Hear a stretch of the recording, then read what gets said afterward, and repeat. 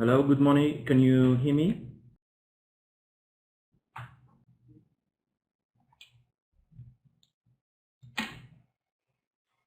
Online students, can you hear me?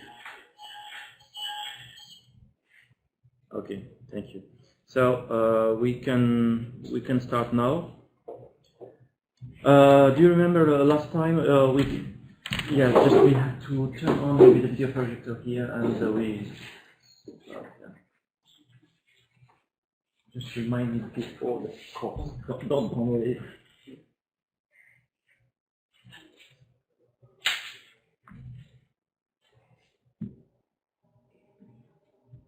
Just few seconds.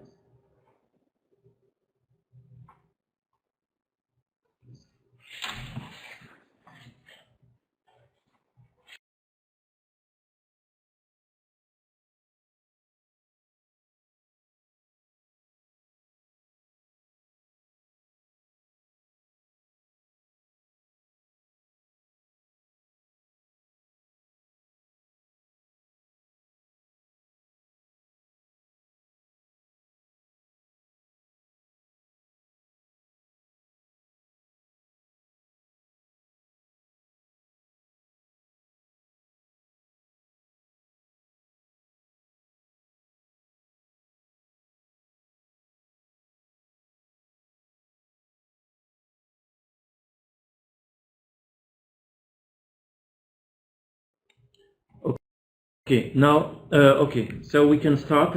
So last day we discussed about two important things. So remember, we discussed about the idea of age estimation.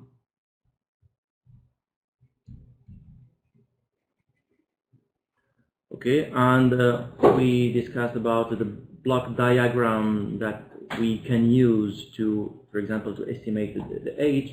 And not just for the age, also for expression estimation, emotion estimation, and so on. So at the end, I wanted to make a difference, very important, when we talk about age estimation and age modeling.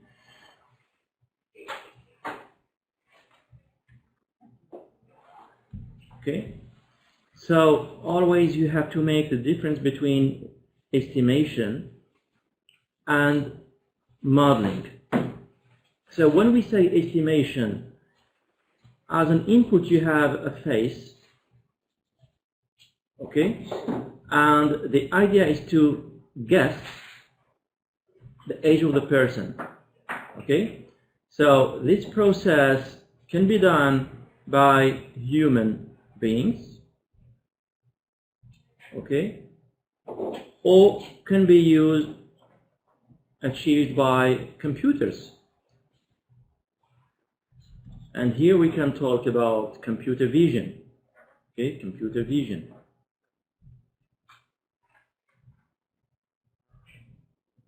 So our purpose is basically to develop applications of computer vision to estimate the age, and I explained to you the different applications, you know, where age estimation is very important. Okay?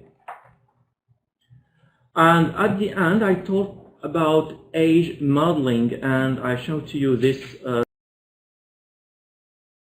slide, remember.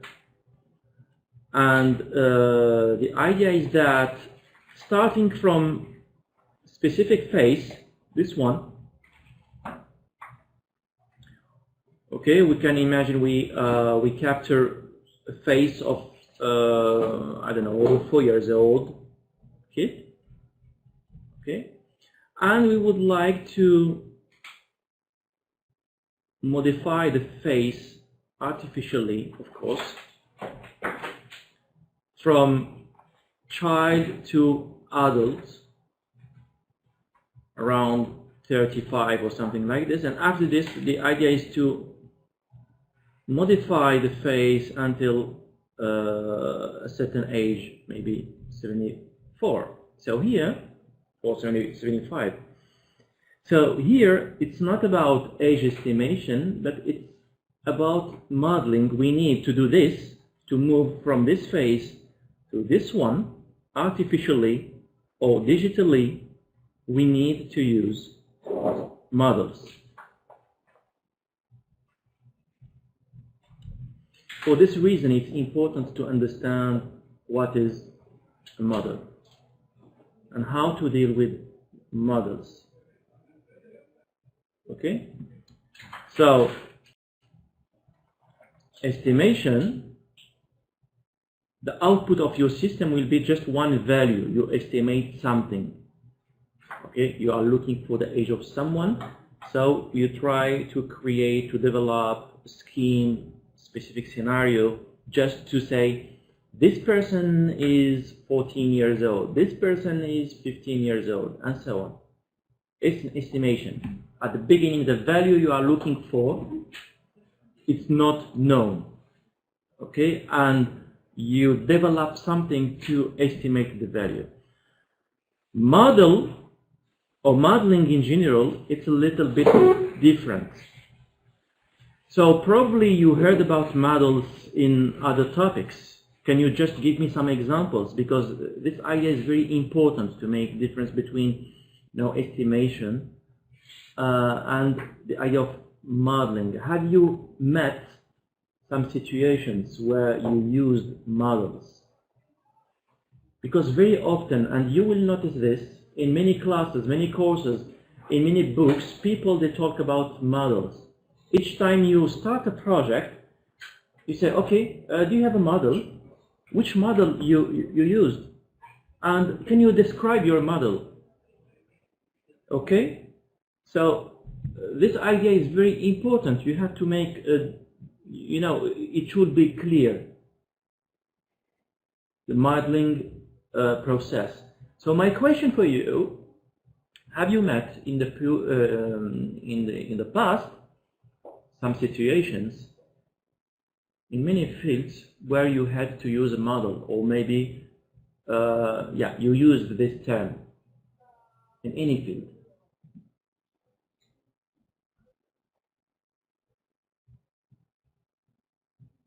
Maybe in, pardon? Image, but in image processing, but where? Okay, can you describe, one situation where describing ID cards, we have to put model for each ID in order to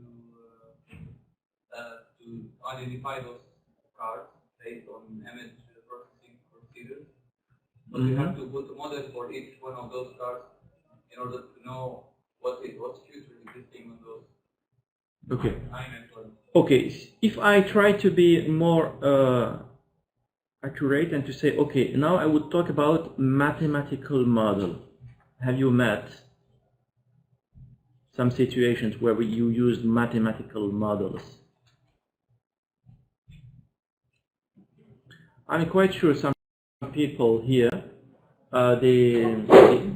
you took some classes in the past in electronics or something like this, right? So if I imagine one black box, okay?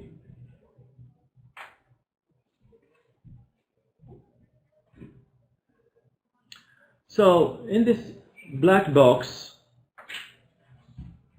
of course, you have, it's considered as a system.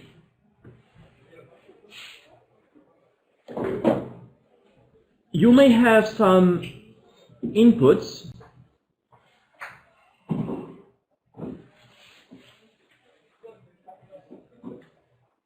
and you can observe some outputs.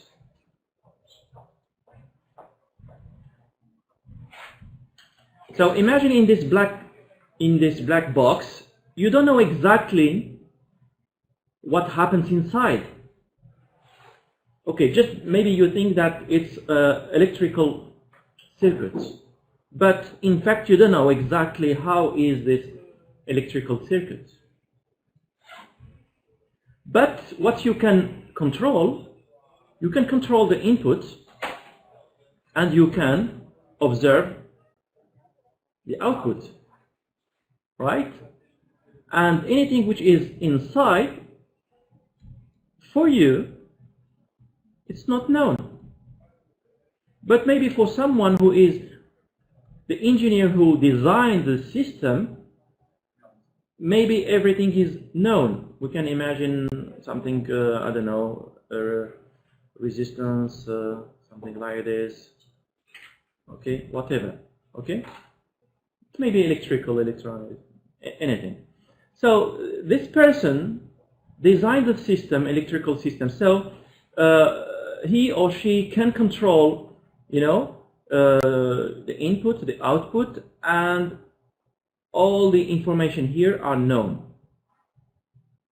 So this person knows perfectly how the input signal will be modified through this system to provide an output system. This guy, because he is the guy or the person who designed the system. Right?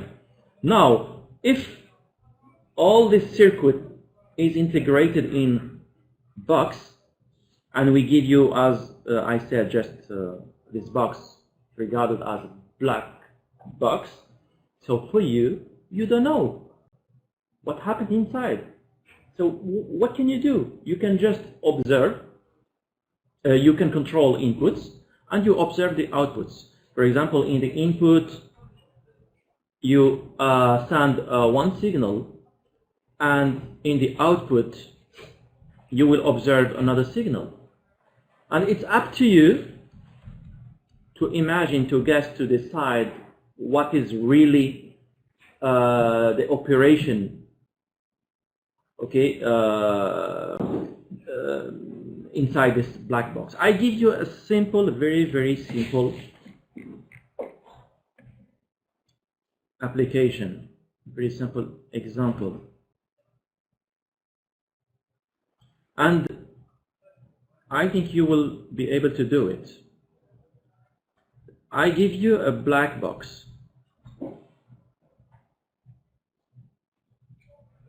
And the idea is to imagine what will be inside. So what you can do, you can control the input. So as input, choose any value. Just tell me, give me any value. 3.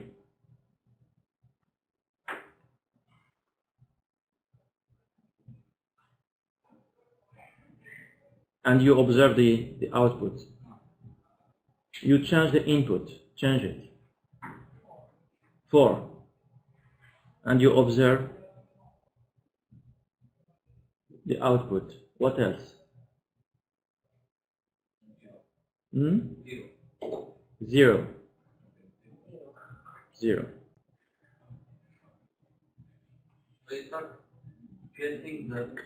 Can you guess now what will be the, what is it? Yeah, it's a very simple model, you know, just I multiplied by 3, that's all. Okay? But in the reality, it's not like this. Okay? It's not like this, especially when you have a signal. It means you don't have just one value. You have many values, many samples, and you observe as output many values, and you have to find, okay, the equation. Because here the equation here is just we multiply, but we can imagine mathematical equation which makes things much more complex. Okay, so if for example here the input is x and the output will be, tell me mathematically how can we equal 3x. 3x. Okay, the model is 3x, and can you just tell me what will be the generic model. In this example, it's y equals 3x. Y equals alpha x. Yes, this is what I was looking for. Y equals alpha x. Okay, I will write it like this, it's better. Maybe. X is the input, y is the output, and alpha is called a parameter. And this equation can be regarded as a model, mathematical model. Okay? This equation, which describes here a relation between the input and the output, is a model. This is a general model with alpha. And in some situations, alpha can take some specific values. But you see here, the model is very simple. So after this, we can make the model much more complex. Let me just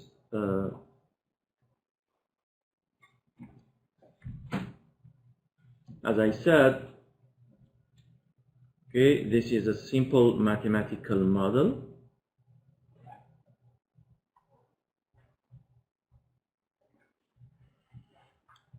And we said y equals alpha x. So we can make the model much more complex. You know, it may be alpha x plus beta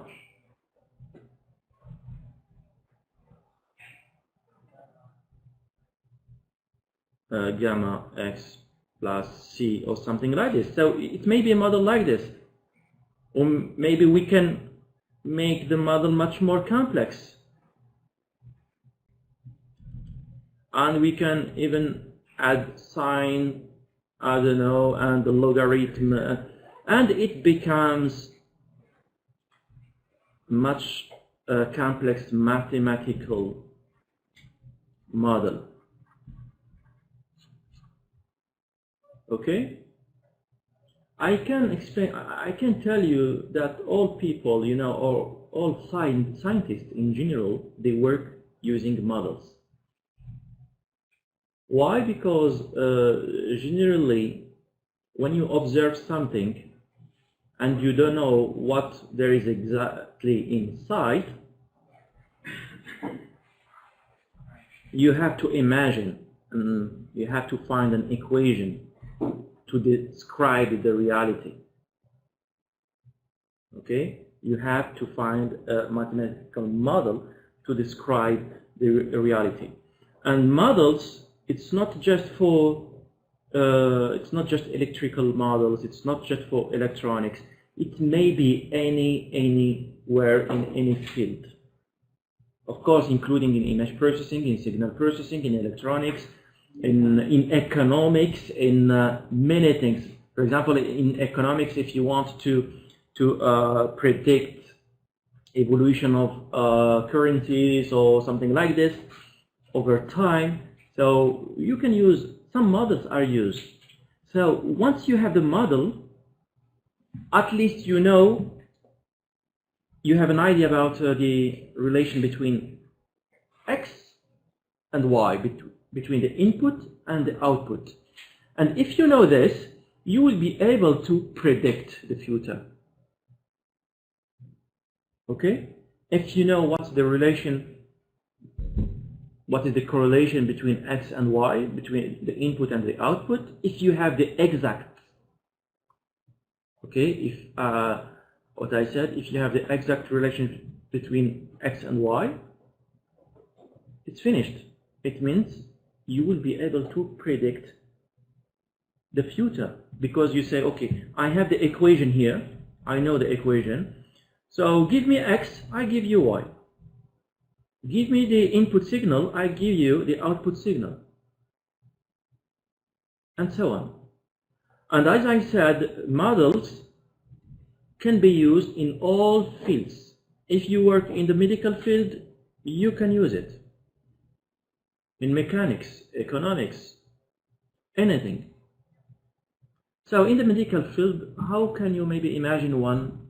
Just imagine a model.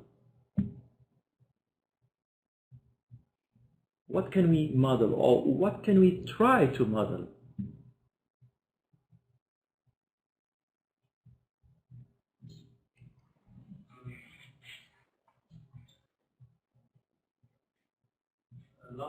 Last year I was working with focal diameter, and I was putting models to simulate how the eye is responsive.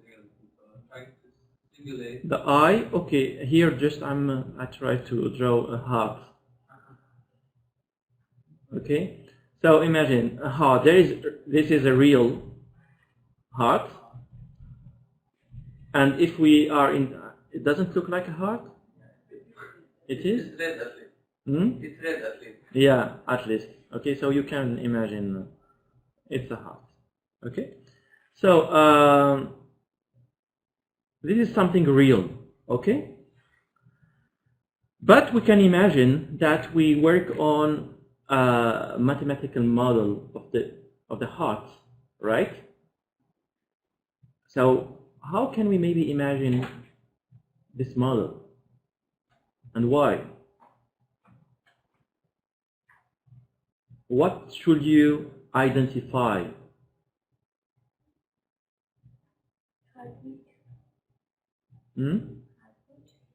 Heartbeat, okay. Yes. You have to understand, okay, you have this system which is complex, but at least what you have to, you say, okay, what I'm looking for, I need something. This heart, I try to describe it by a mathematical model. Okay? But at the same time, you say what really you are looking for when modeling the heart. Are you looking for just to know the big heart? It depends. It depends on your application. What if you are looking for problems of pressure or something like this, or the heart, maybe you know the beats, you know the ECG that can be recorded. The ECG in general, it looks a little bit like this. You know what's the ECG? Electrocardiogram. And in fact, you have what we call waves. Generally, they are called P, Q. Do you know this one? No? R, S, this one, and T. Okay, P, Q, R, S, T, waves. So you have one bit, it's like this, and you can have, in fact, a rhythm, okay, like this, and you can measure the time between two waves, and so on. When the person is normal, so we have a specific shape. When you have some pathology, these waves can change. Okay, for example, you can have something like this, you know. Okay, something like this. Okay, this one is normal subject, this one is pathological one. So in the heart you can study many aspects, not just one. But if you are interested in the just the heartbeats, so you can describe a model. You say, okay, I would like to generate the heartbeats you know, this ECG signal in some specific situations. So does the heartbeat rhythm is correlated with some input parameters? For example, does it is it correlated to your age, Yes. to your weight, to your some specific parameter, okay, as input? So you have the input and you generate an ECG. So what will be the idea here? Because as I said, in a mathematical model, you want just to reflect the reality, just to find a way to have the same results as something real. And how can we say that this model is correct, is perfect? This model, we can say that it's good and perfect if, for example, you observe something on a real human, and in the model you observe exactly the same. For example, this is a real person, and as inputs we know the age, the weight, and some other information, pressure and something like this. And we record his ECG and we observe specific shape with specific rhythm. Okay? This is a real one. Now we say, okay, is our model correct or not?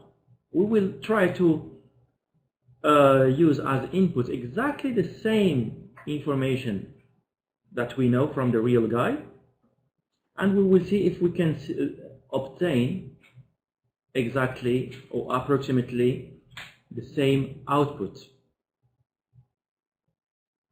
Okay?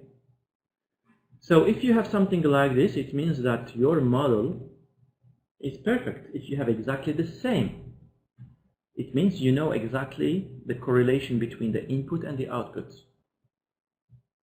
And why we can do this? This is just the theory, because in practice it's much more complex. You know, because right now we don't know exactly the perfect model. It doesn't exist. We have many models, but perfect one, it doesn't exist. But I'm talking just about the perfect model. The perfect model, it means in the reality you have the input, you have the output, you observe the output. In the model, if you use the same input, you should obtain exactly the same output. If it's the case, it means that your mathematical model that you used here reflects the where is our heart? It's here. Yeah. It means that this mathematical model reflects this real heart. And if you can do this, can you tell me why it's important that to have a model? Okay, imagine we obtain the perfect model for the heart. It means based on the information, your weight, your pressure, your any information, you know, what you ate this morning, what you are drinking, what all this information as input. If I use exactly the same information, I will be able to define, to obtain an ECG signal which is exactly the same as the real one. So if we can really do it, what will be the benefit in such a case? The benefit that is the model is considered as a reference. Then each time we compare our results with the reference, this model, and we can explain. Yeah, but if you compare, okay, this is the real heart, okay, and a real person. Okay, and here we have a model which is mathematical model. And here, if I choose some inputs, I have some outputs. If I use the same inputs, I will get the same outputs. Okay, it means that this mathematical model reflects the functionality of the of this part. But what is the purpose? Why? Okay, if we do it, what else? What will be the next step if we have the real model? Maybe we can't create artificial one. We can create an artificial one. Yes, we can do it. We can think now, if I know the model, so maybe I can design an artificial heart. Or I mean, Or, yes? creating organizers for heartbeat. There's devices that organize the heartbeat based on mathematical. Can you repeat? Organizers for the heartbeat that embedded inside the body and organize the heartbeat for people who have problems or organizing. What do you mean? What do you mean about organize? Do you mean classification? No, organizing. I mean, because they have some disease, heartbeat is not correct. So they put a device to correct it. Okay. Good. Yeah. If you have problems of arrhythmia. Yeah. Sometimes we have some pathological cases where, you know, we have sometimes it may be what we call bradycardia, you know, and or tachycardia. Sometimes the rhythm is accelerated, and sometimes, you know, the rhythm is slowed down, or sometimes the ECG beat changes completely the shape. This is the case of pathology. Yeah, it's for sure. So,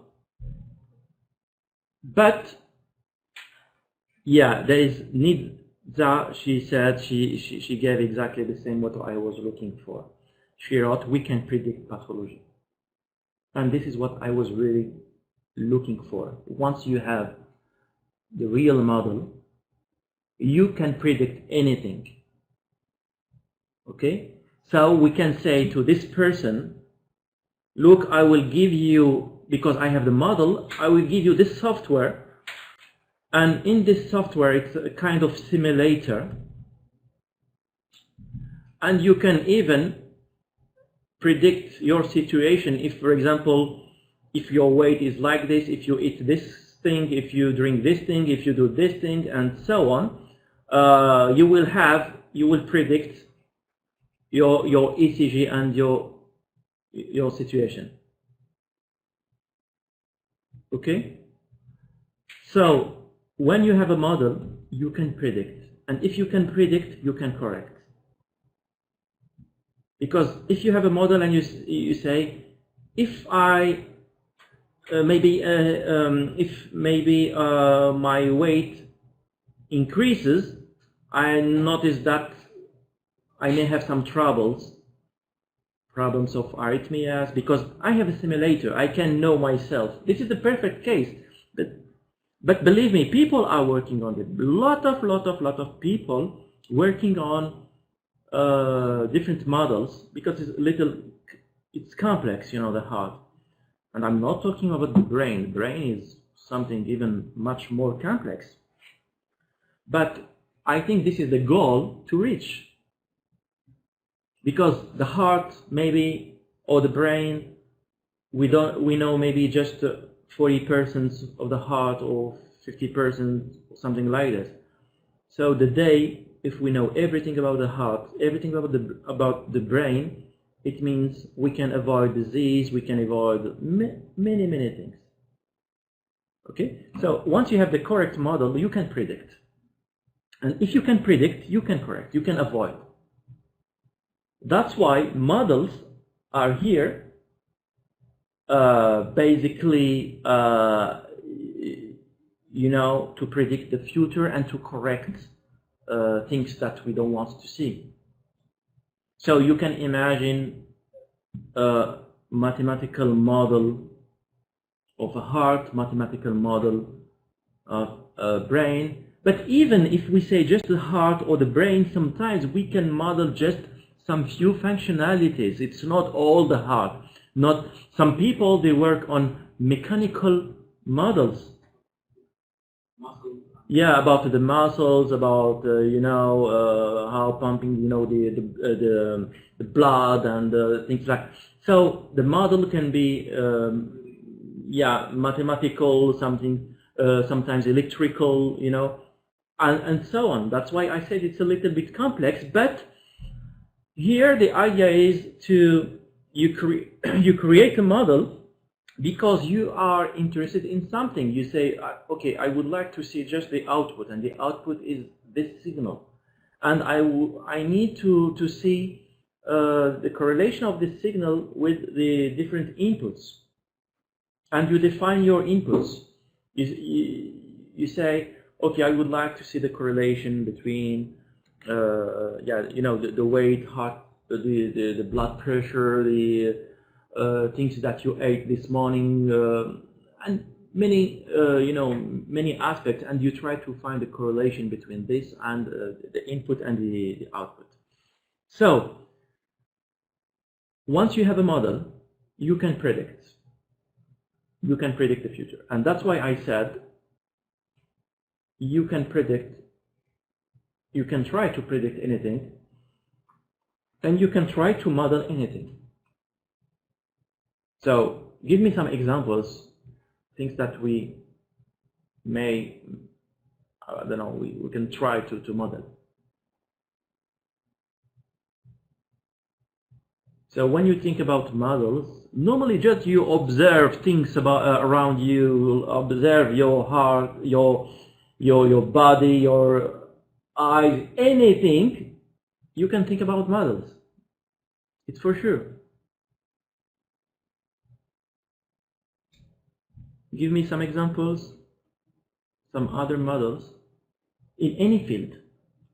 Because if you understand this idea of model, you can use it in image processing. You can use it in for face recognition, for face analysis, for 3D face, anything. So give me an example of another model.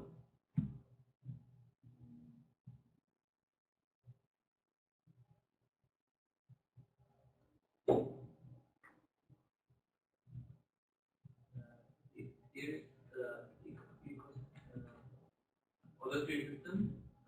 The auditory system, yes. Modeling for auditory system and understanding how it works and how. Okay, you have the auditory system, and after, normally you have here a cochlea. We call this a cochlea and the auditory nerve, like this, and it's connected to the cerebral trunk. Normally, it's like this. Okay.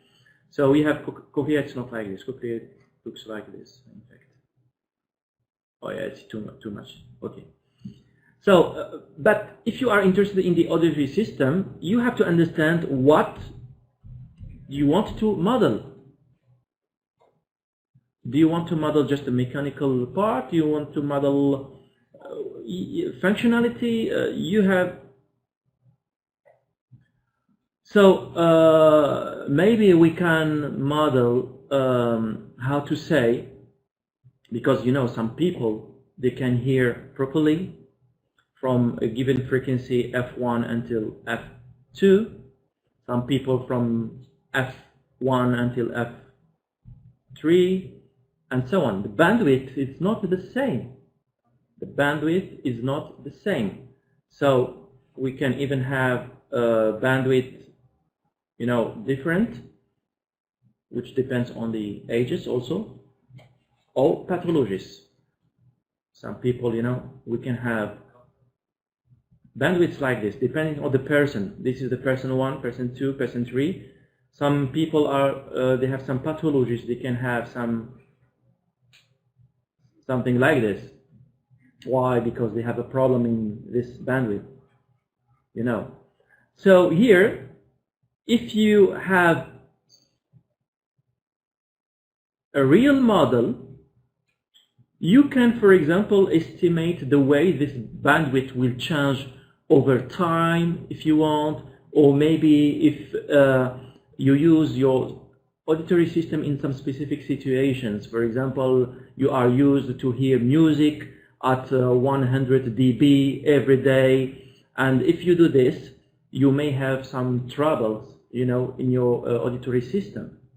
So if we know exactly, imagine just an application like this, and I say, okay, this is a simulator, and this is your auditory system, and you can simulate what will happen if you listen to music every day at 100 dB. How will be your bandwidth? What can you lose as frequencies? And here it may be something very interesting. You have the real model, and you know the different distortions and how your system will be modified. So you can predict the future, and we can say to the people, look, if you listen to music every day during more than 1 or 2 hours with specific dB, your bandwidth will change like this. So it will be, you know, so be careful. And people, they can play with simulators, and maybe they can avoid this kind of situations. Also, there are some person working in the industry, there are a lot of noise. Pardon? Yeah. Noise of the And you have to understand this is a real thing, because believe me, if I say that it's not good, it's not good. It's well known. So you can lose, you know, some high frequencies just due to these situations. So if you have a good model, you can predict, you can show, for example, you are a doctor, and in front of you there is a patient, and you can tell him, look, I will show you. You are losing high frequencies. Just explain to me what are your habits? And you say, yeah, because all the day I work in I don't know, in a specific factory or something like this, and the noise is always 100, and I don't protect my ears and blah blah blah blah blah. And the doctor say, okay, look, I will show you one simulator, and I will tell you, if you keep working like this, in 5 years, you will not hear this thing, and so on, because you have a model. Once you have a model, you can predict, and you can avoid many problems. I have just some questions here. Nitza, yeah, she said, how he loss of weight might impact the hypertension. Yeah, it's for sure. So it's when you have the correlation, you know, you lose weight, there will be something happens, in your body. So if you find the correlation between all these parameters, and if you have the right model, you can do everything. You can do simulation, you can do prediction, and you can do anything. So in general, a model can be very often, especially if you are interested. We are working in technology, and we use computer, and if you say computer and model, it means the model should be mathematical, and we can maybe in the future we can make it as a simulator. So in general, a model is mathematical equation, and so you have, as I said, you have oh my god, I cannot okay. So here alpha, why I cannot write alpha, beta, plus logarithm of something x, and so on. Whatever. You can imagine any mathematical equation, but you have to understand, once you define your model, this model depends on parameters, alpha, beta, gamma, and so on. Each model depends on parameters, and we say this is a parametrical model. It means these parameters should be tuned depends on parameter. For example, here, this is mathematical equation of general, a general mathematical model of a heart. So, cardiovascular system. Okay, we can use terms like this. This is a cardiovascular system model. At the beginning, you have just something general, just the equation. And you know that this equation depends on alpha, beta, and many parameters. Are they always the same from one person to another person? Maybe not. We don't have exactly the same heart, not the same cardiovascular system, but at least we know something general. For this reason, when you propose, when you suggest, because I say propose, suggest, create, invent, you can do it. You can propose your own model. Especially if it's something, you observe something and you say, okay, let's convert it to a mathematical model. And here you suggest something based on some studies, based on some analysis, and you say, I propose, I think that this model will be good. And I will try if it's okay or not. But when you propose something general, you have to understand that this equation, this model depends on a certain number of parameters, alpha, beta, gamma, and blah, blah. Okay? What does it mean? It means maybe from one person to another person, these parameters may change. And it's up to you to define the real values of these parameters. So we can say, I have a general model. Okay, I have a general model. And after this, the next step, I have to find the values of the different parameters for a specific situation. For example, for this guy, I tell him, okay, I will use a general model, but for you, I have to tune something. I have to find the parameters, the real model, the real model, because I need to tune, in fact, some parameters. So this aspect is very important. You can have a general model, and this one you can customize it. Not just you say customize, it means really you can tune parameters to make it to fit some situations. Example, we have a general model of the heart, but from one person to another person, it may differ. It may change. So you have to define different values. Okay, and once you have these parameters, you can work on this model to predict the future. So very often, when you propose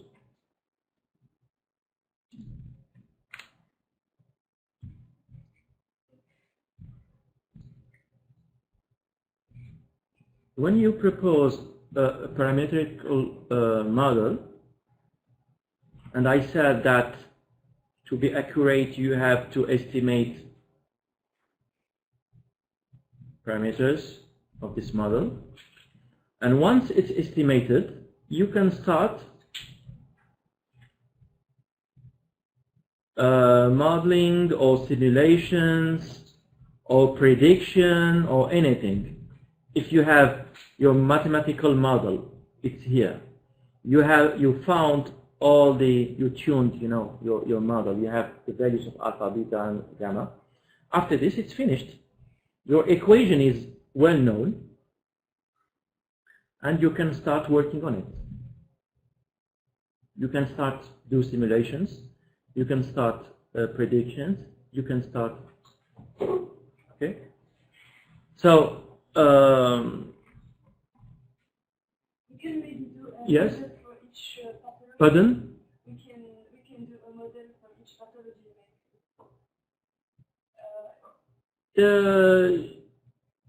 You can, for example, you know, because a model is something which is open. It's up to you to say what this model will be used for, the purpose of this model.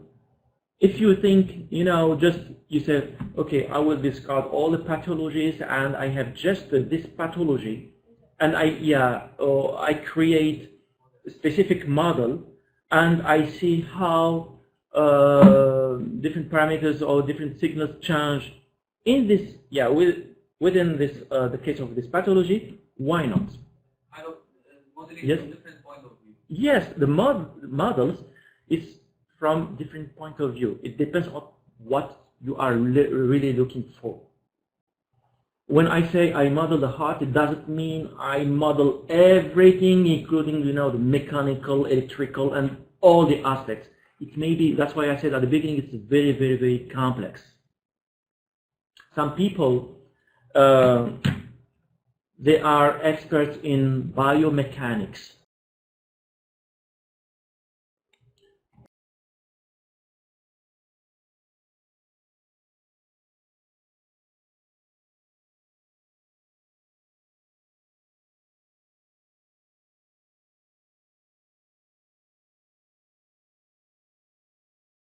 From, you know, just the point of view of beating mechanics, muscles, and things like that. Some other people, they are experts, you know, in signal processing, and here they say, no, I need to see just my ECG. So I create my model so that the output is the ECG, because I need this ECG to do something else.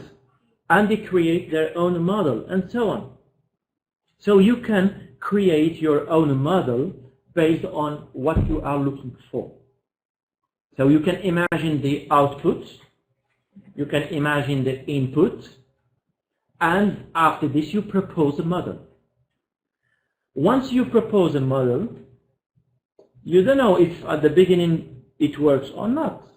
You propose a model, not you have to just randomly, no. You say, okay, maybe the relation between the input and the output is linear or is not linear, or maybe because of this thing. I propose this kind of model, this kind of equation. After this, it's up to you to verify if the model is correct or not. Okay? So, believe me, this thing is very important, because modeling and parameters estimations, it's very important. Once you have the model, you can do many things. Okay?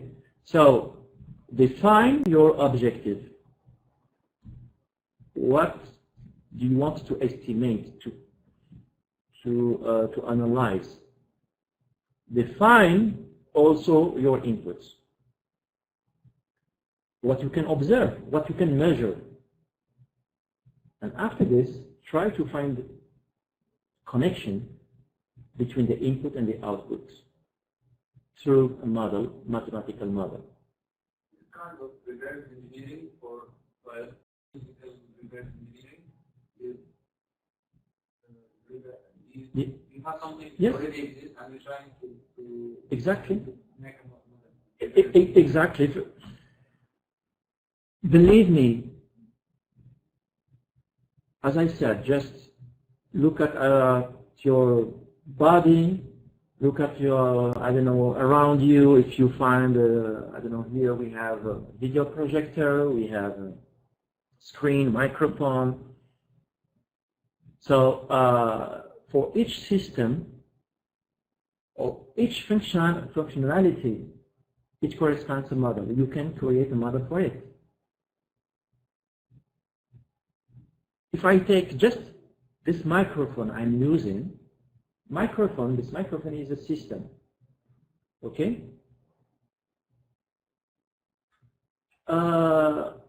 Just tell me what is the input and what is the output?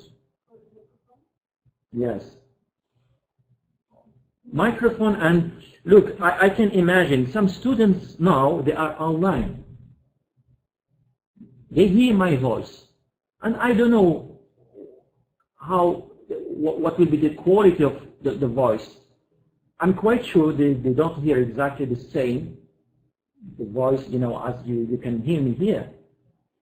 And I'm quite sure I see here how many people, 6 students online, in their headphones, they don't hear exactly the same signal. Why?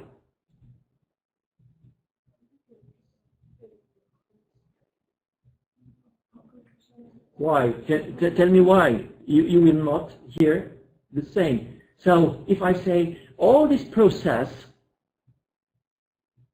can I model all this process from the inputs, which is my voice here, physically here.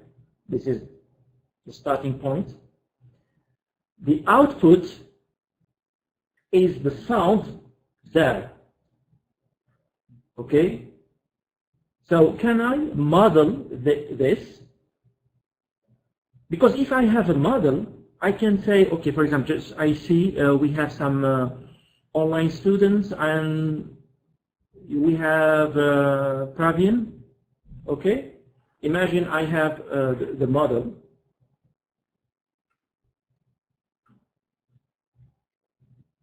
Yeah, Praveen or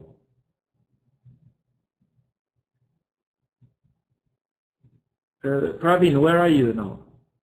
Can you tell me, where are you? In which city?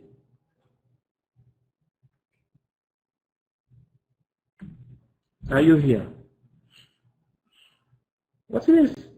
Ah, maybe Gennevilliers. Okay. No? What's...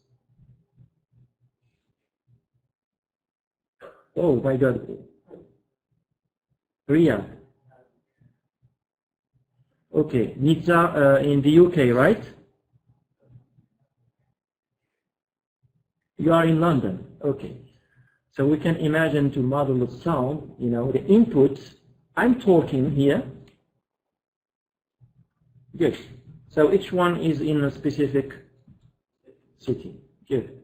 Someone in Riyadh, someone in the UK, the other in, I don't know. Okay. So I'm talking, so the input signal is what I say. I call it X. And in this project, we can imagine this kind of project, and I say, what I want to know, how someone who is in London, in Riyadh, how they will really hear my voice. Can I imagine this? So if I have a real model, at least I can make some simulations. And if someone says, yeah, I cannot hear you properly, I can use my model. I said, normally, using this thing, the sound will be perfect. And here, what can I model? Tell me. In my equation, what are the different parameters that should be taken into account? The bandwidth of the internet connection. First, I'm using a microphone. The microphone, yeah, model microphone. Microphone is connected to my computer, okay? It's connected to internet. And after this, if I know all, the different servers, connections used, and after this,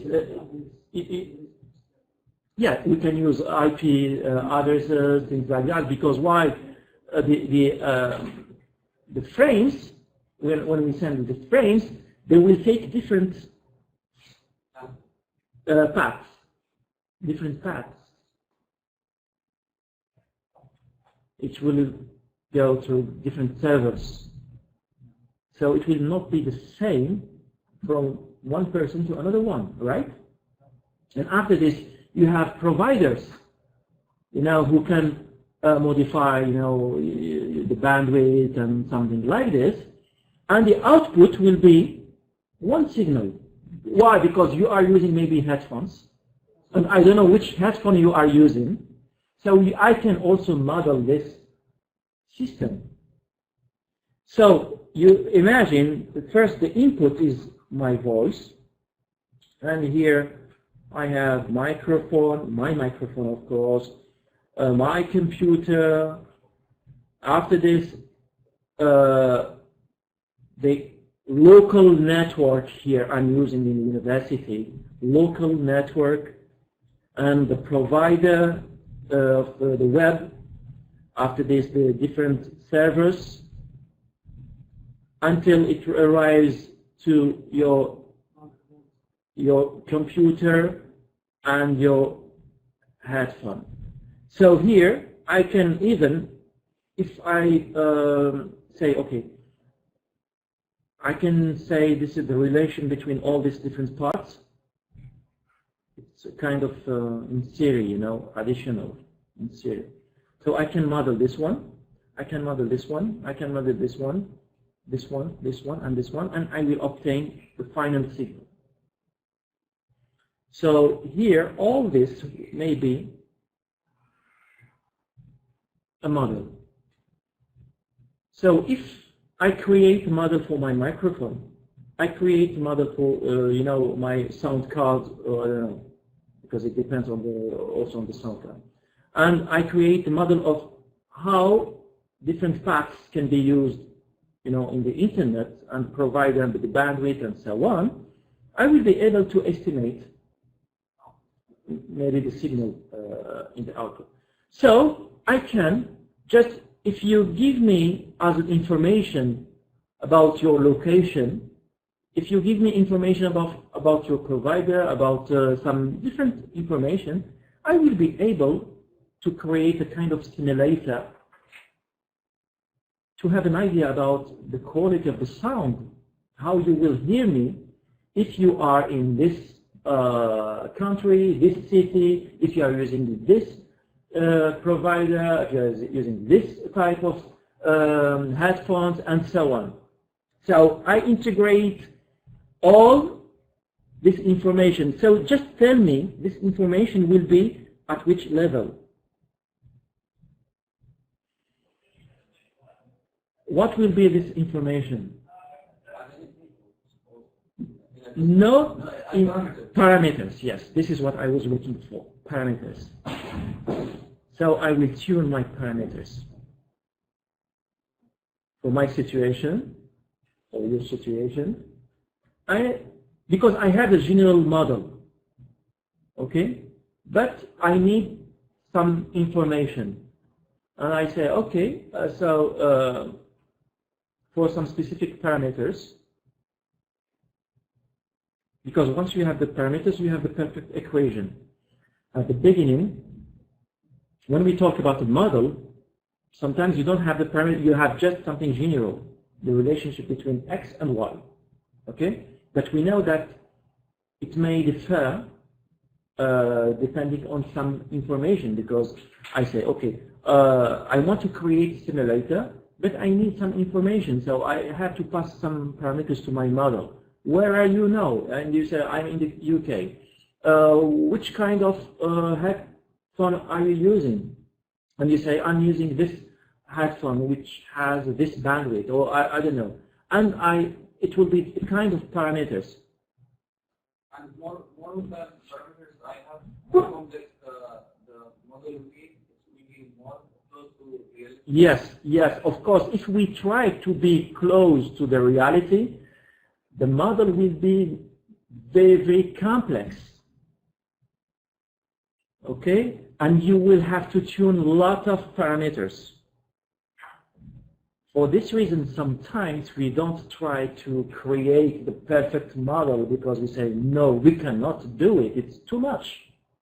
and just we try to approximate to make something easy, simple to implement. Yeah, you say, okay, I will consider that this thing, yeah, I will use this model. I will try to make it simple.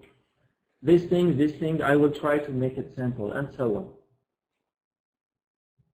For example, yes? we know certainly that the temperature affects the sound, but we know it is not affecting too much because we don't care about the temperature. Of course, we can neglect some other parameters. We said, or maybe if it's, we can just add some parameters. If I'm talking during the day or the night, maybe it's not the same. Or maybe because it's noisy outside or something like this.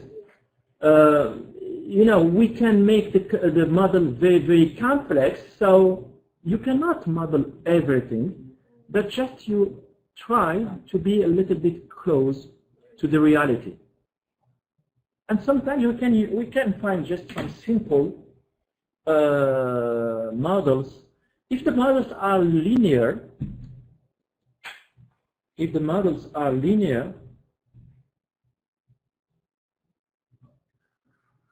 things will be easy, you know.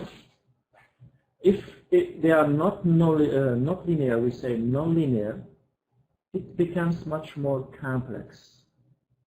Okay? But there are no rules. You are free to choose to propose a model, but of course, you cannot just say, let's use this model like this. People will say, why? Why you have chosen this model? And you can say, based on some studies, they try to use this model because in fact it reflects this kind of situations, blah, blah, blah, blah, blah, blah. So you try, when you propose a model, at least try to explain why this model. And once you have the model, of course you can use it, and at the end you have to evaluate it. How can we evaluate models? You have to compare with the reality. You have a real situation. Okay? You have the input and the output. Okay? Input, output. For a given input, you have a given output. So if you have a good model, if you use the same input, you should have absolutely the same output. And we say, this model is perfect. But here the idea is to be close. Just try to be close. That's why we can make the model less complex. Okay?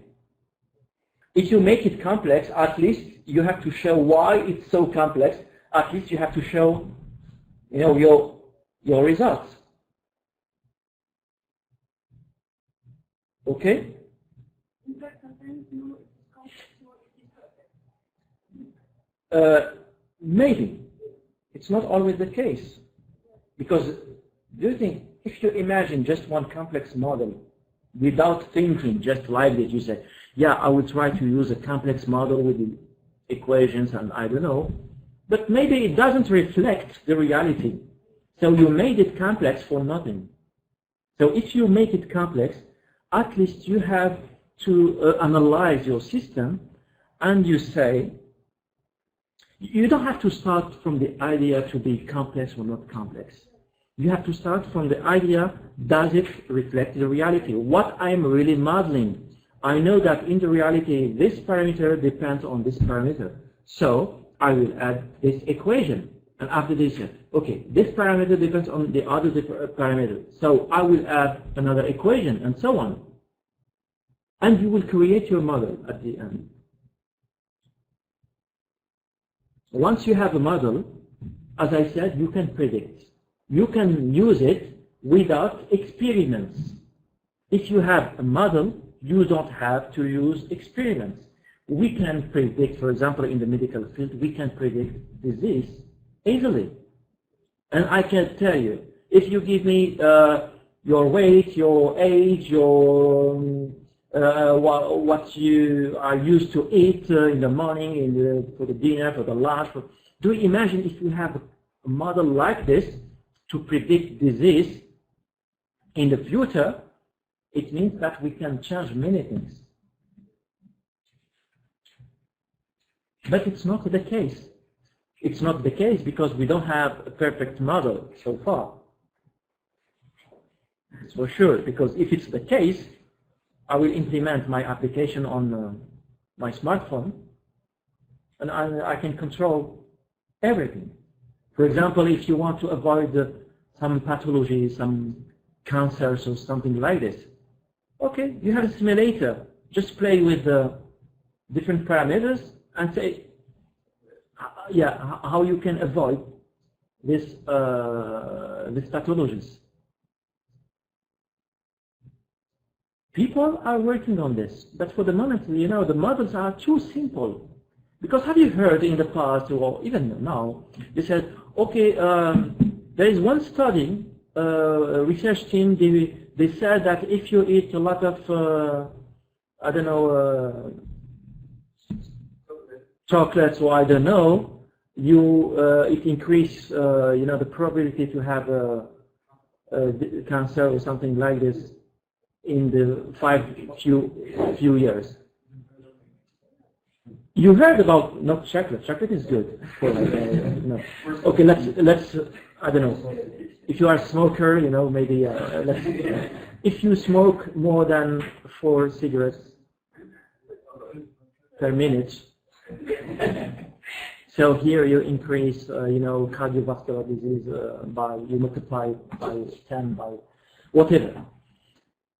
And you heard about studies like this. Each time you said, yeah, we think that if you do this, you will live much more longer. You will obtain, yeah. Why? Because they observe. They use database. They have some evaluation methods, and they say, we think. So, in fact, it's like they work on a simple model because they try to find a correlation between an input and output. And if, for example, they want to, if they are interested in to study the effect of something, chocolate, cigarettes, drugs, I don't know, the input will be this thing. If I'm interested only on the benefits of chocolate, okay, I will take a database, 1,000 people, and I tell them, okay, you have to eat chocolate morning and afternoon and in the night every day, and just tell me what you feel. Output. Okay? Input, I control the input, I observe the output. And based on this, I can create a model. It's also like training, yeah, of course. It's like a training. It's like, for example, one phone is ringing now. I couldn't predict who is. Okay. Is it clear, this idea of model? Believe me, it's very, very important because you can solve a lot of problems with models. If we have accurate and real models in real life, we can solve all the problems, whatever the field. I'm not just talking about biometrics, medical field, all fields. Just imagine the situation, imagine the input, imagine the output, and try just say, what is the correlation between input and the output, and use a model and verify if your model is good or not. How to verify? Just with the real situations. Okay? So sometimes you can work with some small, simple models to solve some specific problems, and sometimes all the work should be about modeling. Okay? Do you have questions? No? Maybe we take a break and yes? We take a break? Okay, just 15 minutes and we continue. Okay? So 15 minutes and we come back. I cannot write it. Okay? Yeah, it's okay.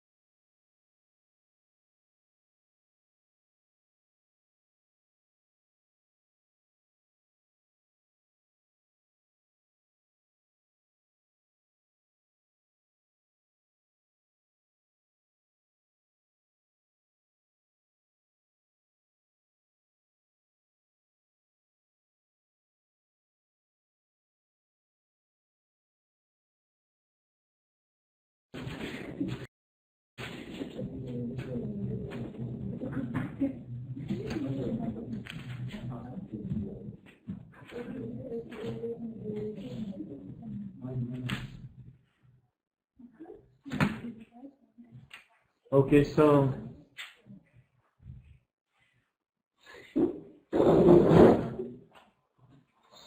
just yeah, close the door. Okay, thank you. Good.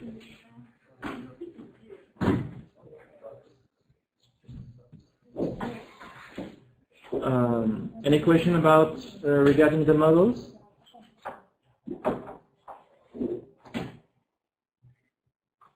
A question? So now, since you, I hope you understood the idea behind the model, what I said to on-campus students a few minutes ago, it's very important, you know, to avoid missing courses, because, you know, sometimes even if you have slides, but maybe discussion with the lecturer, you know, you can get much more information behind each slide. That's why I think it's important to attend classes, because we started from this slide, and you have just 3 faces, and we talk about the models, but behind this I use, I don't know how many whiteboards here. So that's why avoid to miss classes. Okay.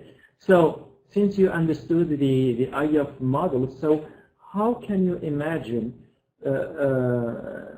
or can we say something about the model for the aging?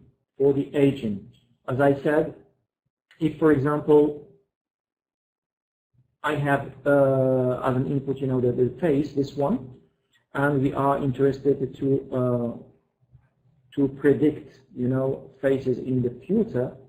So how can you imagine, you know, the model?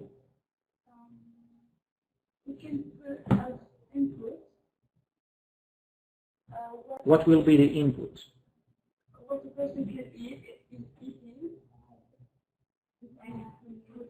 Yeah, but first, the input, it will be the face of one person, okay? And the output, we want it to be, you know, the same person, but aged, okay? This one is 4 years old, and this one is 55 years old, the same person. And the idea is to find a way to convert this face to this face. And here, what we need to use, we can use a model. So in this model, it should be something mathematical model. Since it's a mathematical model, it depends on, as I said, on parameters, alpha 1, alpha 2, alpha 3, and alpha 4. Those parameters are put in vector, and this vector describing the transformation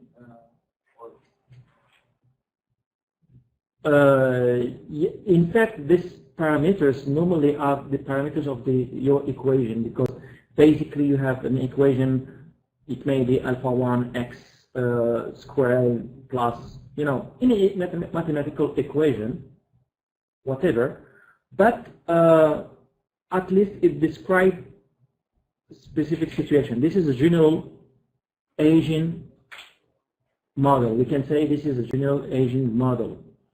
And after this, if you want to make it much more precise, much more, if you want to make this model depending on some specific situation, maybe you need to modify the values of these parameters. So at the beginning, you start from a general model with alpha, beta, gamma, and so on. And for a specific situation, you can make these parameters having some specific values. So, to be clear, how can we imagine some situations? If I give you one model and I tell you, okay, look, if you use this model with the specific values, you will be able to convert this face to another face. Okay? Now, and in fact, this project, we are working on this project. We have a PhD, currently I'm supervising the PhD thesis, in fact 2 theses about predicting faces using aging models. And we already started, and we got some results, and probably in the next few weeks you will see some results, some real results, models that we used to predict, you know, your future face.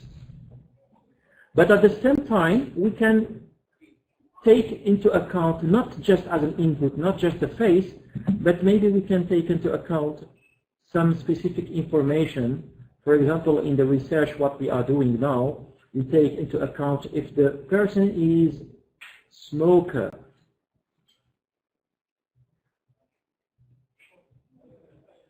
or maybe if this person is alcoholic, or maybe if the person is drug addict or something like this. So based on the information we have, our model can change. So maybe some values will change. Okay? So the final application, how can we imagine the final application? The final application is we capture your photo, your face, image, and we ask you a question. Are you a smoker? And you say yes. And after this we ask you how many cigarettes per day you smoke, and you say, I don't know, 25.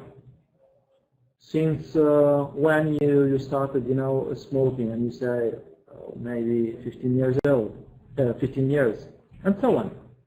All this will be some useful parameters that we will integrate in our model. Okay?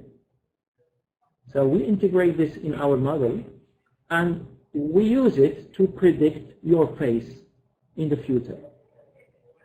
But if there is someone who is smoker, that doesn't affect their future image. Okay? Tomorrow will stop smoking and do sport. Yeah. Yes, for sure, because you have to understand something. Yeah, but you have to understand something. When you use a model in some specific conditions, you say, this is the time, T. Now, you ask the person, are you a smoker? Okay? Are you a smoker? And he will provide all the inputs. Based on this information, you say, okay, if he will continue like this, he will look like this. Depending on the action. Yes, but I agree with you, maybe he will stop smoking here. Yeah, no problem. If you modify your model and you say, no, for the moment, you gave me all these parameters, and in the future you think that you will stop smoking, you will start doing sport, you will do something. So what will happen? There will be a modification in your model. You modify your model and you predict the face. So here it's in fact a prediction if you respect what you said. if you respect exactly, if we have a perfect, make a difference between a perfect model and an approximative model. For us as researchers, we are just trying to approximate things. I'm not talking about the perfect model. No one knows exactly how to develop this perfect model. It's too complex. But we try to work on a simple model. But if you have a perfect model, it's for sure, if we have all the information, how many cigarettes, the sports that you practice, and all the details, but the model becomes very, very complex, and we cannot really use it. So in such a case, we can be sure that your face, if the model is perfect, the solution will be exactly the same. If the model is perfect. But we cannot do it. You cannot take into account all the parameters. There are sometimes some random parameters. For example, everything is okay for you. You are, you eat healthy and everything. And suddenly, something happened in your life. Okay? And it changes completely. And here, it means that the model will change. It becomes a dynamic model. A dynamic model, it means the parameters of the model will change over time. So sometimes we have some static models, which means all the values of the models will not change. And sometimes it will be modified over time. And we call this a dynamic model. So if you develop a simulator to predict something, if your model is dynamic, you have to do what we call tracking. You have to track different modifications. But for you, don't make things complex. It's complex enough. Just think about simple model, some equations to help you to predict the future. And avoid thinking about the real model, which allows you to have the exact value, because we cannot do it, and we don't have a real model for the aging.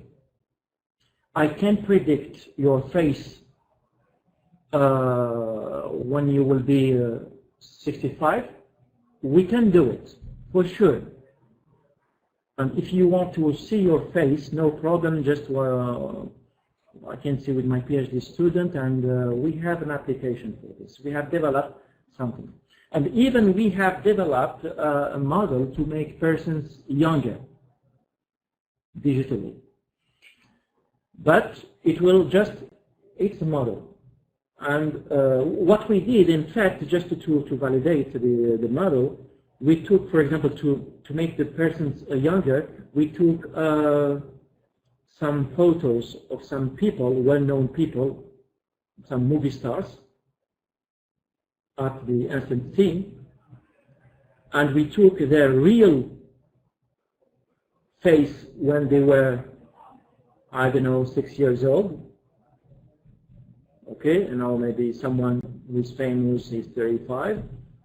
And what we did, we used this image as input, and we use our model, and we predict, and we estimate the face of 6 years old, and we compare with the reality.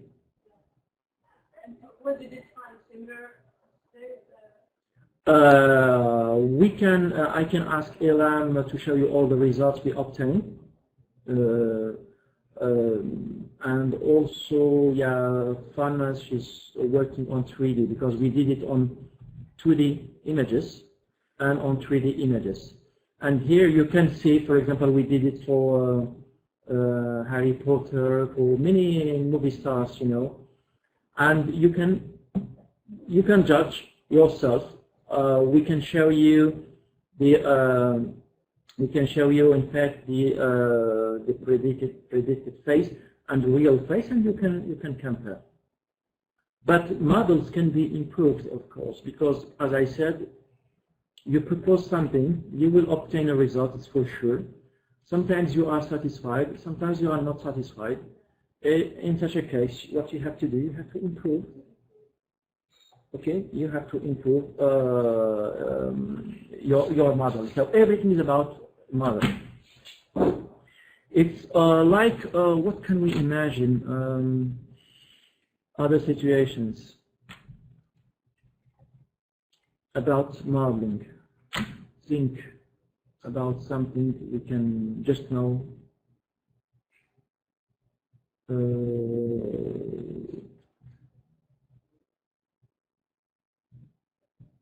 If I ask just someone,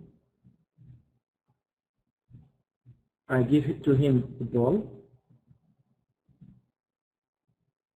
okay, and I tell him to shoot the ball.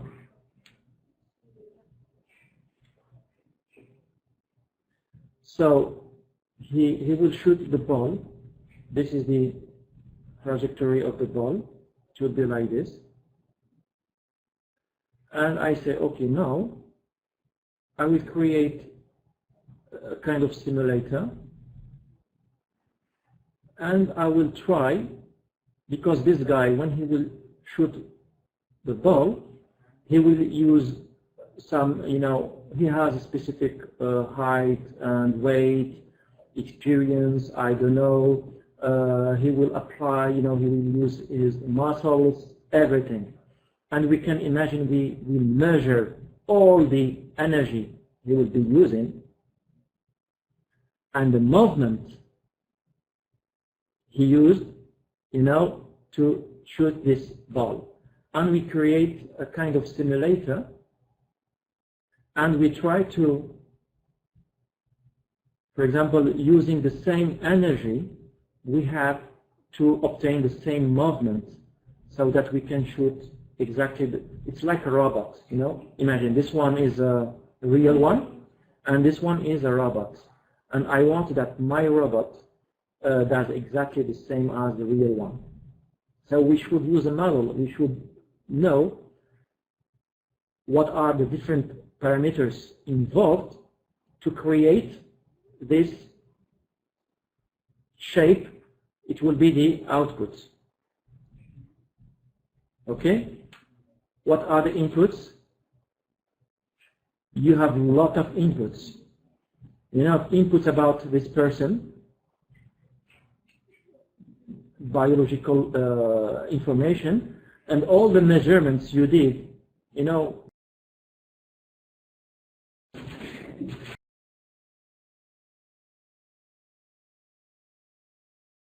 between legs, arms, and posture, everything. And we try to copy the same, and we use this as information as input, and using the model, there will be, we have to calculate the correct movement that should be used so that we can shoot this ball using the same trajectory. So the idea is you can imagine any situation, because modeling is just copying. We try to copy the reality. We do something like the reality.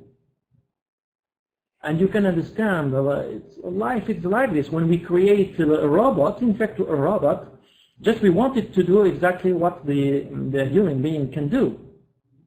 In terms of vision, in terms of movement, in terms of speaking, thinking, everything.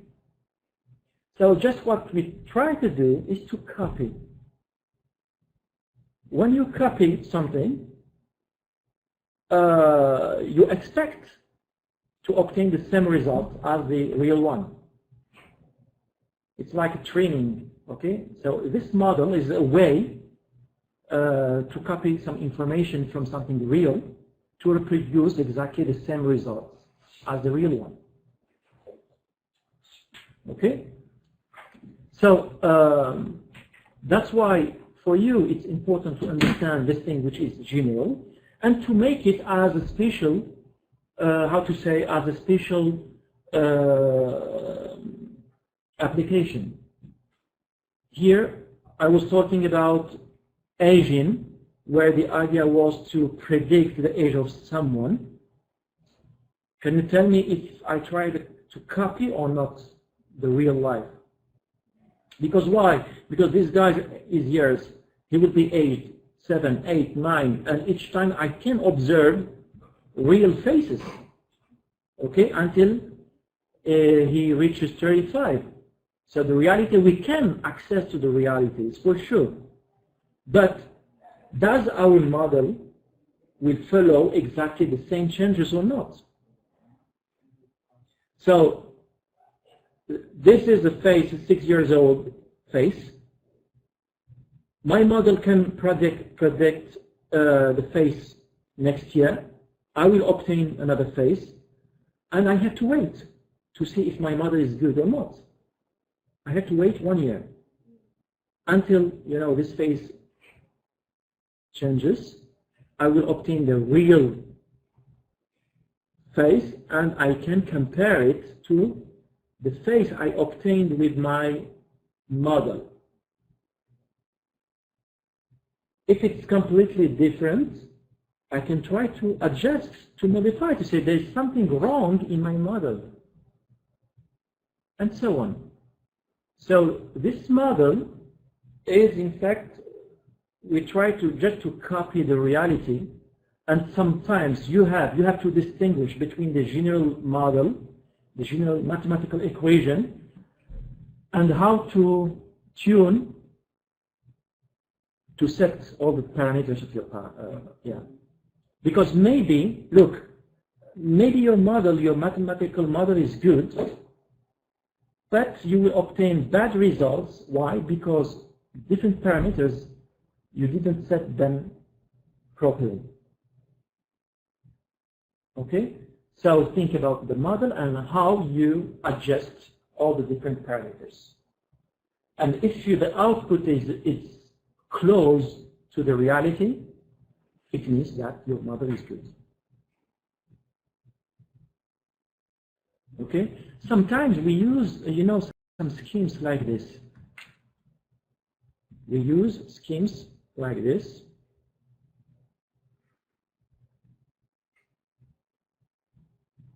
Look. And you will understand.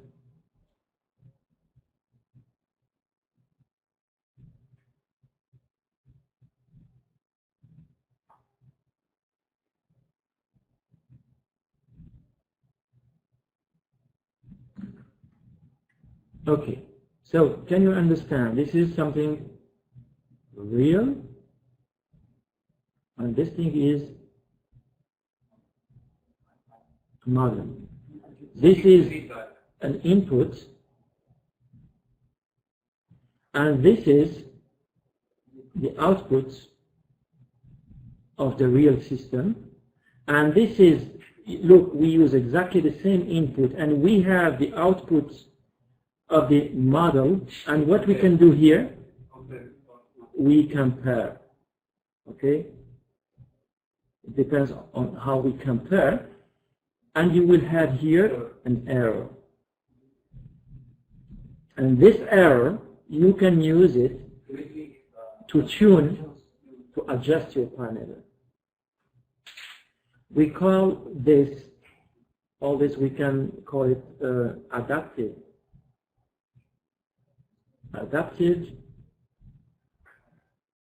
filters or models. Okay, adaptive models or adaptive filters. So always you need, okay, the same input in the real one and your model. You have two outputs, you compare them, and based on the error you can adjust your model. Okay? So this one, as I said, is real. This one should be mathematical equation. If it's mathematical equation, you can program you can implement. In fact, you can implement this part. Even you can implement everything in your computer. Because mathematical model, it will become just a program. You can code it. Because it's a relation between input and output, X and Y. So in your program, when you write your code, just you have to specify the relation between X and Y. And it becomes something implemented in computer. Even if at the beginning you start from something real. Here I have a real person. I have a real person, a real face. But I will not use the real face in my model. I will just capture the data. So I will use a camera. I will have an image. Okay? So the information will be digital. This one is real, a real face. This one is digital. And I use my model, so it will be digital. The output will be digital. Okay? And here, how can we compare? Here, the output is digital. And here, the output is no. Real, look. Everything is real. I take this person, I can see this person is real. After 10 years, this person is always real. Alright? But here, I can just capture the data and I make it digital. This one is real. Just like I copy the information, I make it digital so that I can compare it. I can implement it in my computer. I will have an error, and based on the error, I can decide if I have to adjust something in my model or not. So the real model is just a delay in time. The real model. I mean the model is just kind of delay. The input and output just a period of time. Of course. And you don't know, many things happened here, you know, many things. Biological things, you know, you practiced sport, you ate a lot, you became fat, you became slim, you had problems in your life. All this is real.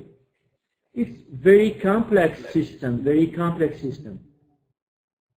But you say, whatever. I saw you when you were 4 or 5, and now I see you at 65, so I can make the difference. You can say anything about your life, of course. It will be just something general, but I don't know all the details. How many hours you sleep per night? How many, you know, it's very complex. But if you are interested to highlight the effects of some specific parameters, you can take them into account in your model.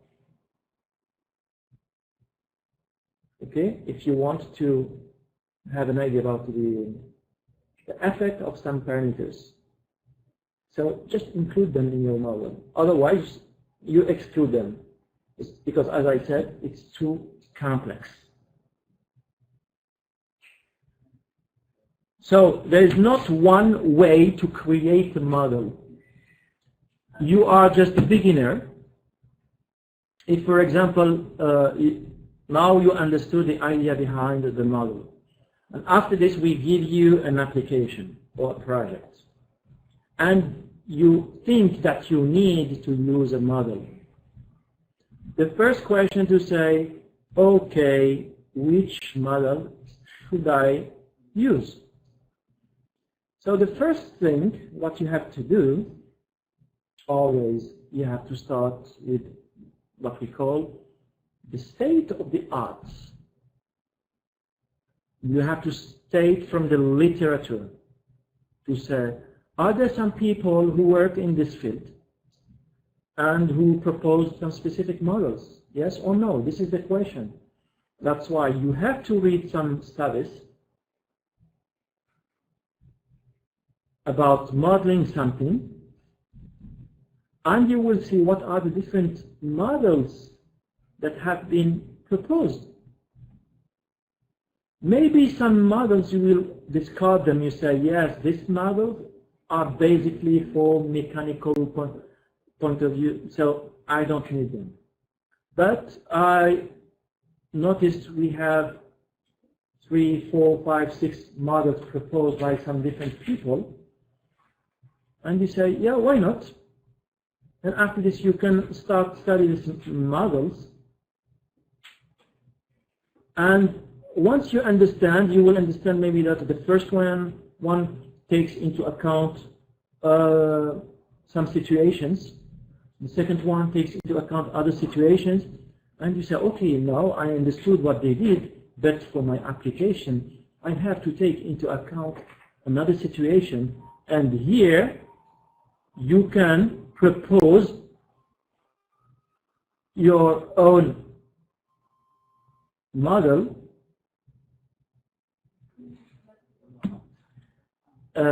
You can propose your own model. It may be something close to some other models. You say, okay, this guy used this model, but for me, I added this term. Why? Because to take into account this or this situation. So you see, it starts from the application. At a given moment, you need maybe a model, and you say which model. You have a look on literature. You sort them, and you select what are the different models used, what are the complexity, positive points, negative points. And after this, you can decide to use one specific model, or maybe you can decide to modify these models. Okay? So never the model, it shouldn't be created just like this. At least have a look on existing models, and after this you can maybe improve them, or maybe if you create something, at least you explain why you want to work with this specific model. That's all. Not to reinvent the wheel. Don't reinvent the wheel, especially if you, for example, you spend 1 year to create a model because you didn't do some literature, research, and directly you start working on a model, and after 1 year, people, they said, hey, you know, something like this has been used 50 years ago. Do you imagine when you hear this, and you say, oh, you will have a heart attack directly. So sometimes, yeah, that's why it's important to take time to have a look on different models, existing models. After this, you start and you propose something new. Never ever skip this phase. Each time you want to use a model, you have no internet, you have a lot of publications, you have books, and for sure you will not find 1 million models for some specific application. You will find few models, and it's easy to find. You say, okay, I'm using heart or cardiovascular model. You type this in Google, and you will have results, some different studies, and sometimes you can find some papers, some articles about this thing. Sometimes you can find what we call reviews.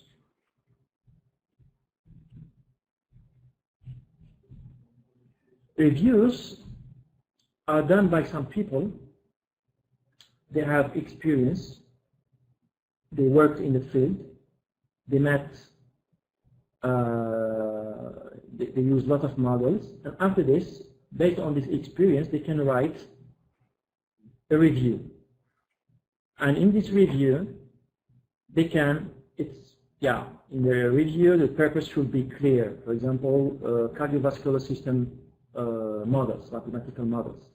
And here, they can, in the reviews, they can give all the different existing models, and they can make a difference, they compare different models between them and so on. So you can use this kind of information because it will help you.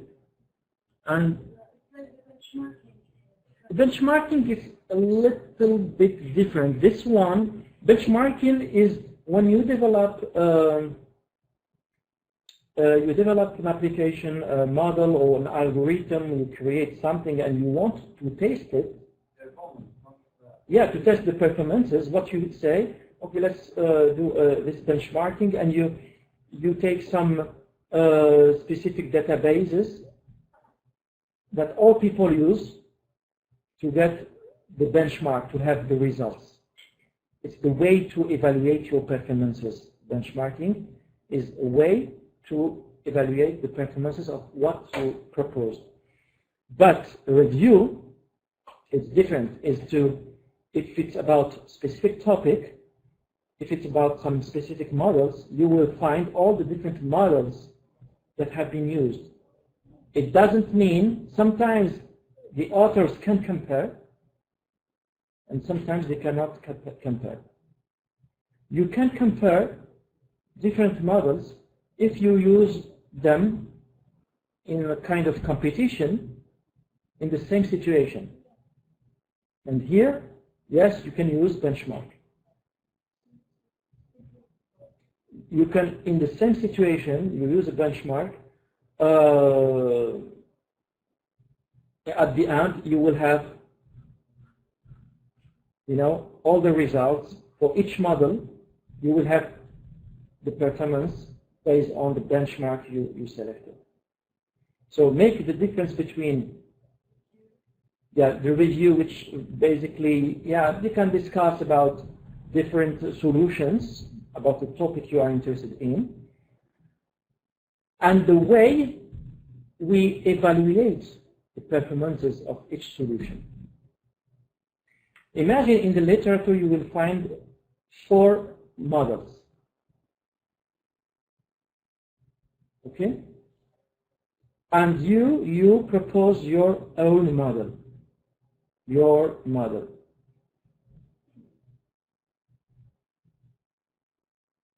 If you want to publish this work, people they will say, okay, did you compare different models? And here you have to find a way to compare them, to say, okay, I will use them in the same situation. I will use a specific protocol, or maybe you can use some databases, and you run your models, all the models, over the same database. And you will have the first result, second, third, and you can compare. Because you can propose a model, but it doesn't mean that this is the best one. So if you want to convince people, you have to compare. Always in life, we need references. We need to compare. You cannot say something is good. This is good. Yes, okay, it's good, but compared to what? Everything is relative. Good or bad, fat or slim, you compare to what? If you say this guy is old, what does it mean? This guy is old, or this guy is young. You need a reference. This guy, because if you say, oh, this guy is old, and you say he is 6 years old, and you say, why? I said, yeah, he is old to do this thing. Too old. Yeah, because this thing, maybe someone who is 2 years old can do it. You know, it's relative. It's relative. That's why, if you have a result, you have to compare it. You should use some references. Okay? So, I go back. Question, is there recommended textbook for this course? Look, what I explain here, you will not find it in a book. I'm talking from, I'm talking based on my experience, because if you take any book, you can find a lot of information, but it's very difficult for you, you know, to find things in one specific book. Okay? After this, when we start talking about algorithms, here you can refer to a book, you can refer to an article when it becomes just something specific and detailed.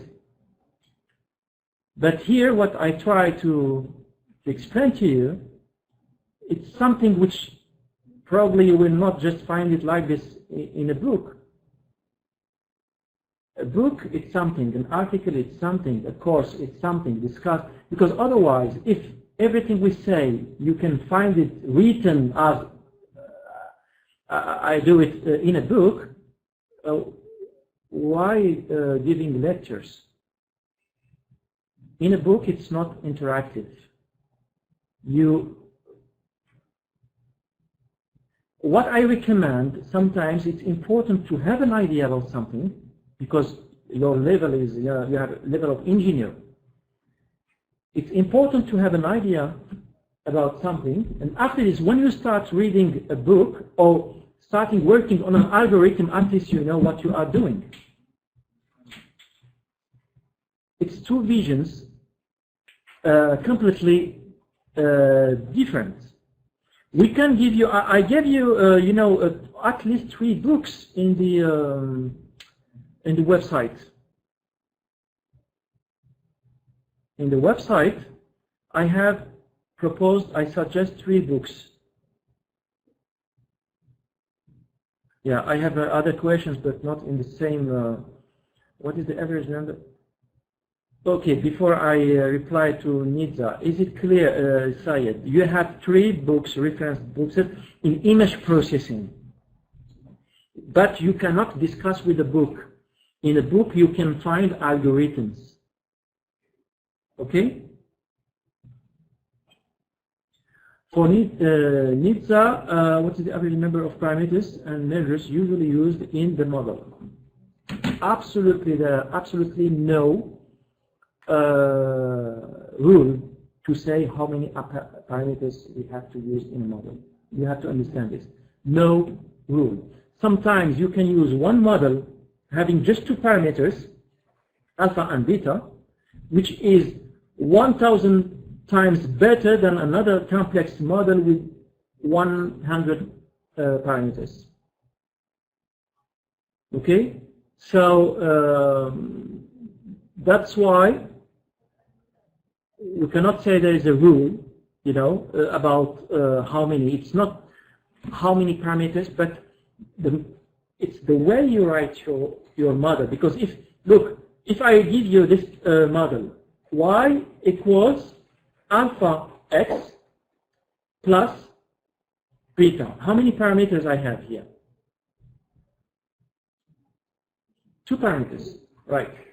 If I take another model now, y equals alpha x squared plus beta x.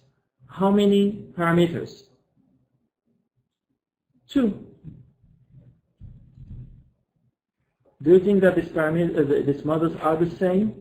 They are not the same, and they will provide different results, for sure. So depending on what you are looking for, It's the way you write your equation. It's not just about the number of parameters. But there is something important. Is that if in your model you have a lot of parameters, it means if it's justified because you need to use 100 parameters because you explain why really you need these parameters, because each parameter is connected to something which makes sense, you have to understand the more you increase the number of parameters, the more the tuning will be difficult.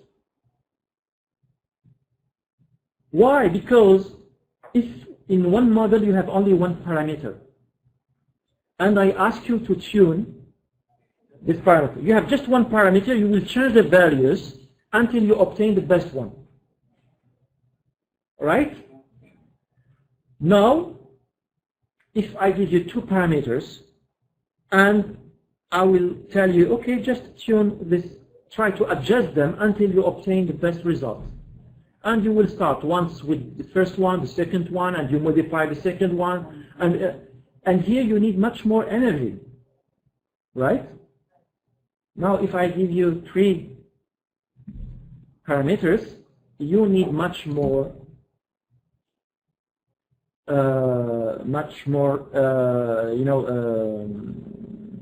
energy.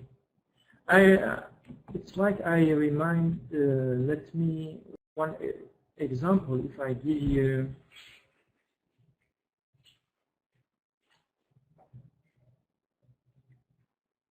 So, do you remember in the old TVs, you have the old TV connected to antenna. So don't tell me in which book. There is no book here. Just I'm talking about, okay? No book. And the antenna, sometimes the antenna is not, close to the TV. And to capture a clear image, you have to turn around to adjust your antenna. This is the, okay? So maybe at the beginning, if your antenna is not well oriented, but at least, the level is correct, and you say, okay, let's just turn it like this, 360 degrees until I capture something. What will be the result? The result will be, if you see something, it means it's good. We stop. Like this. And sometimes we have just one parameter, because it's okay, it depends. If, for example, if you are lucky, just you change it in one way, it means your model, you say just alpha. You modify your alpha, 60 degrees, and at a given alpha, because you have the right orientation, you will have the right image. But sometimes, in fact, you need also the angle. Yeah, you have not just, it's like your antenna is like this.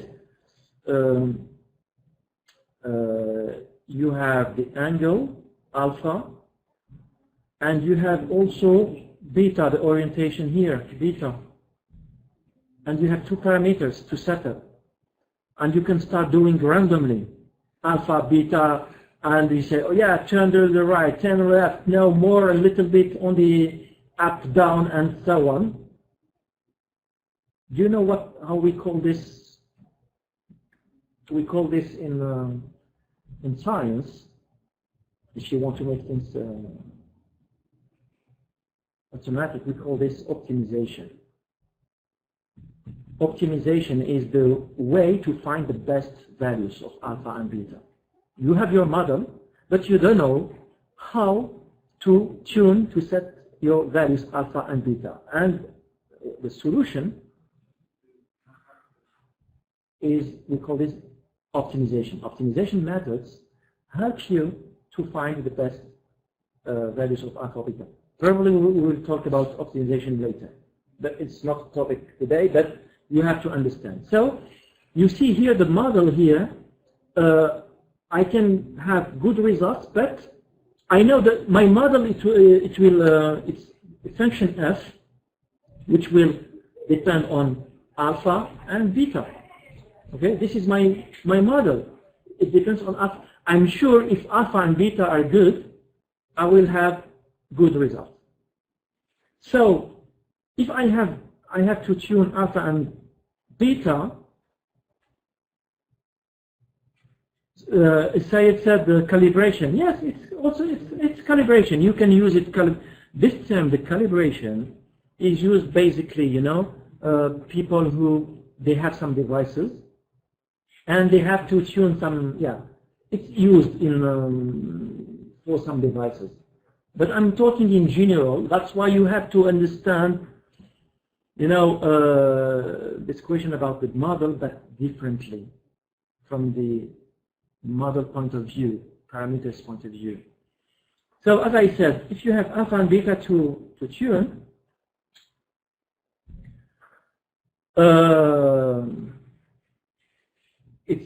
you agree with me, it's more difficult than if you have only F alpha. Because you know, even if you do it, you know, you increase your alpha at a given moment, you will find the optimum point. Alpha, beta, you have two parameters that you have to make much more effort. So imagine now you have to set up alpha, beta, and gamma. And if you have another system, you have alpha, beta, gamma, and sigma, and I don't know. And you will try to do it randomly, and you try to do all the situations. It will take time. It will be much more complex. So when you have a lot of parameters, in some cases, especially if the models are not linear, it will take you much more time. If it takes time, it means your computer will need time, will need energy. And it's the energy, because if you implement this in a mobile system, in some embedded systems, you will use the energy from your battery. Why? Because you try to find the best parameters. And you have to run algorithms to find the best parameters to have good results. Right?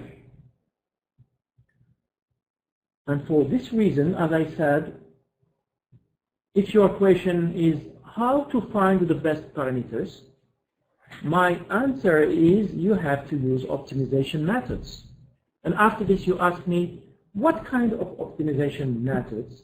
Here I can tell you, now I can give you a reference of some books, of some methods that you can find, and you will find the algorithm, and they will explain to you how just to adjust to find some parameters. Here you can find some things like this in the books and so on.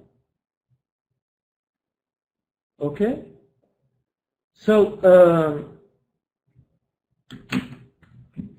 modeling, you understand that modeling is important. Each model is a mathematical equation. Each mathematical equation depends on a certain number of parameters. And these parameters should be tuned, adjusted. Okay?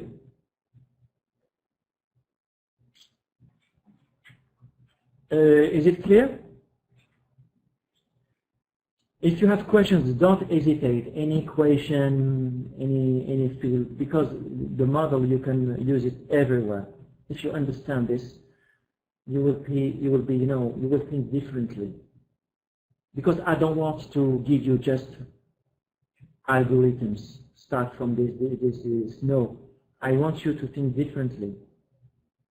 You are future engineers. Some of you may be future researchers. I believe everything which is detailed, algorithm, something like, you can find it everywhere because it will be described and it will not change. in some articles, in some. But if your idea on how you can deal with the problem with an application, this is something different. It can be done by discussion, by examples, by you know. It's not like do this 1, 2, 3, 4 and it's okay. It doesn't work like this. It starts from a problem. You say, I have a problem. I have this issue. I have this application, and I want to reach this result. It starts always like this. I want to create something, to do something else. Okay? And after this, how should I analyze all this project? What will be the starting point, and what will be how should I present the results? How can I evaluate my project, my results, and so on? Okay. So if I go back, where are my slides? I don't know how many.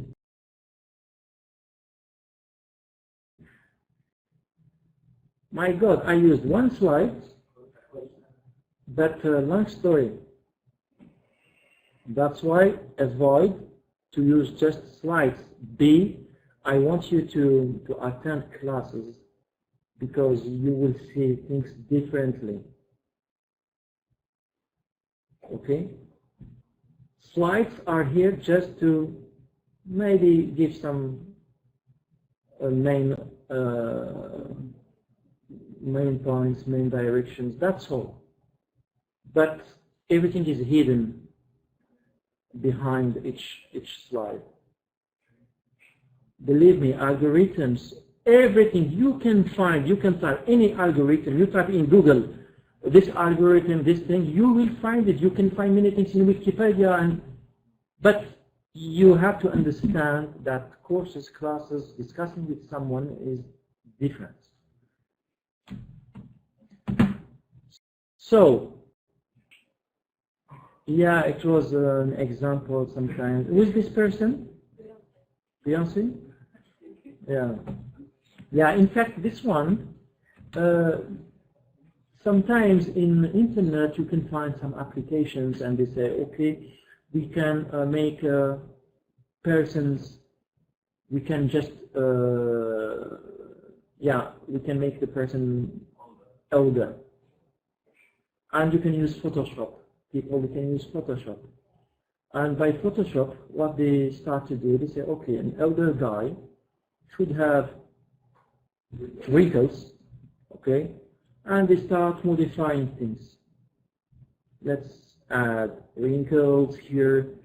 Let's accentuate all the traits here.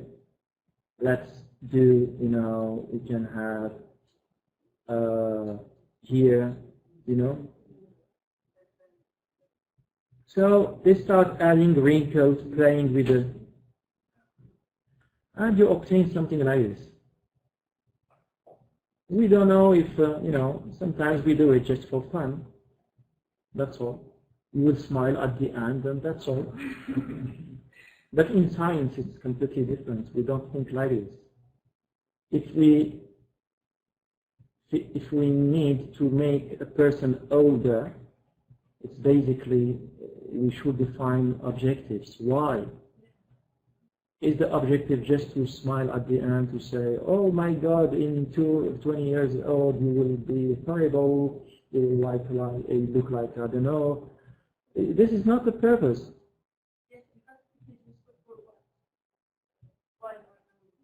As for example, I told you as an example, the two PhD students, the subjects I'm supervising now, we would like to know how the appearance may change in the future based on your behavior, the way you eat, the disease, if you are a smoker, alcoholic, things like that, and we try to predict the face of the person, but by using some behavioral information. Why? Because if we do this, we can prevent. We can prevent. For example, you can reduce the age. You look much more better if you avoid a certain number of things. Okay. If, for example, now you are 25 years old, and I use a model and I predict your face 65, and maybe you will not be happy. You say, "Oh my God, I'm horrible. I don't know." And I say, you have to, yeah. If you change your lifestyle, you practice sport, you stop, I don't know, drugs, or I don't know. So I don't say that you take drugs, but you understand the idea. You have to change your lifestyle. If you have a good model, you can look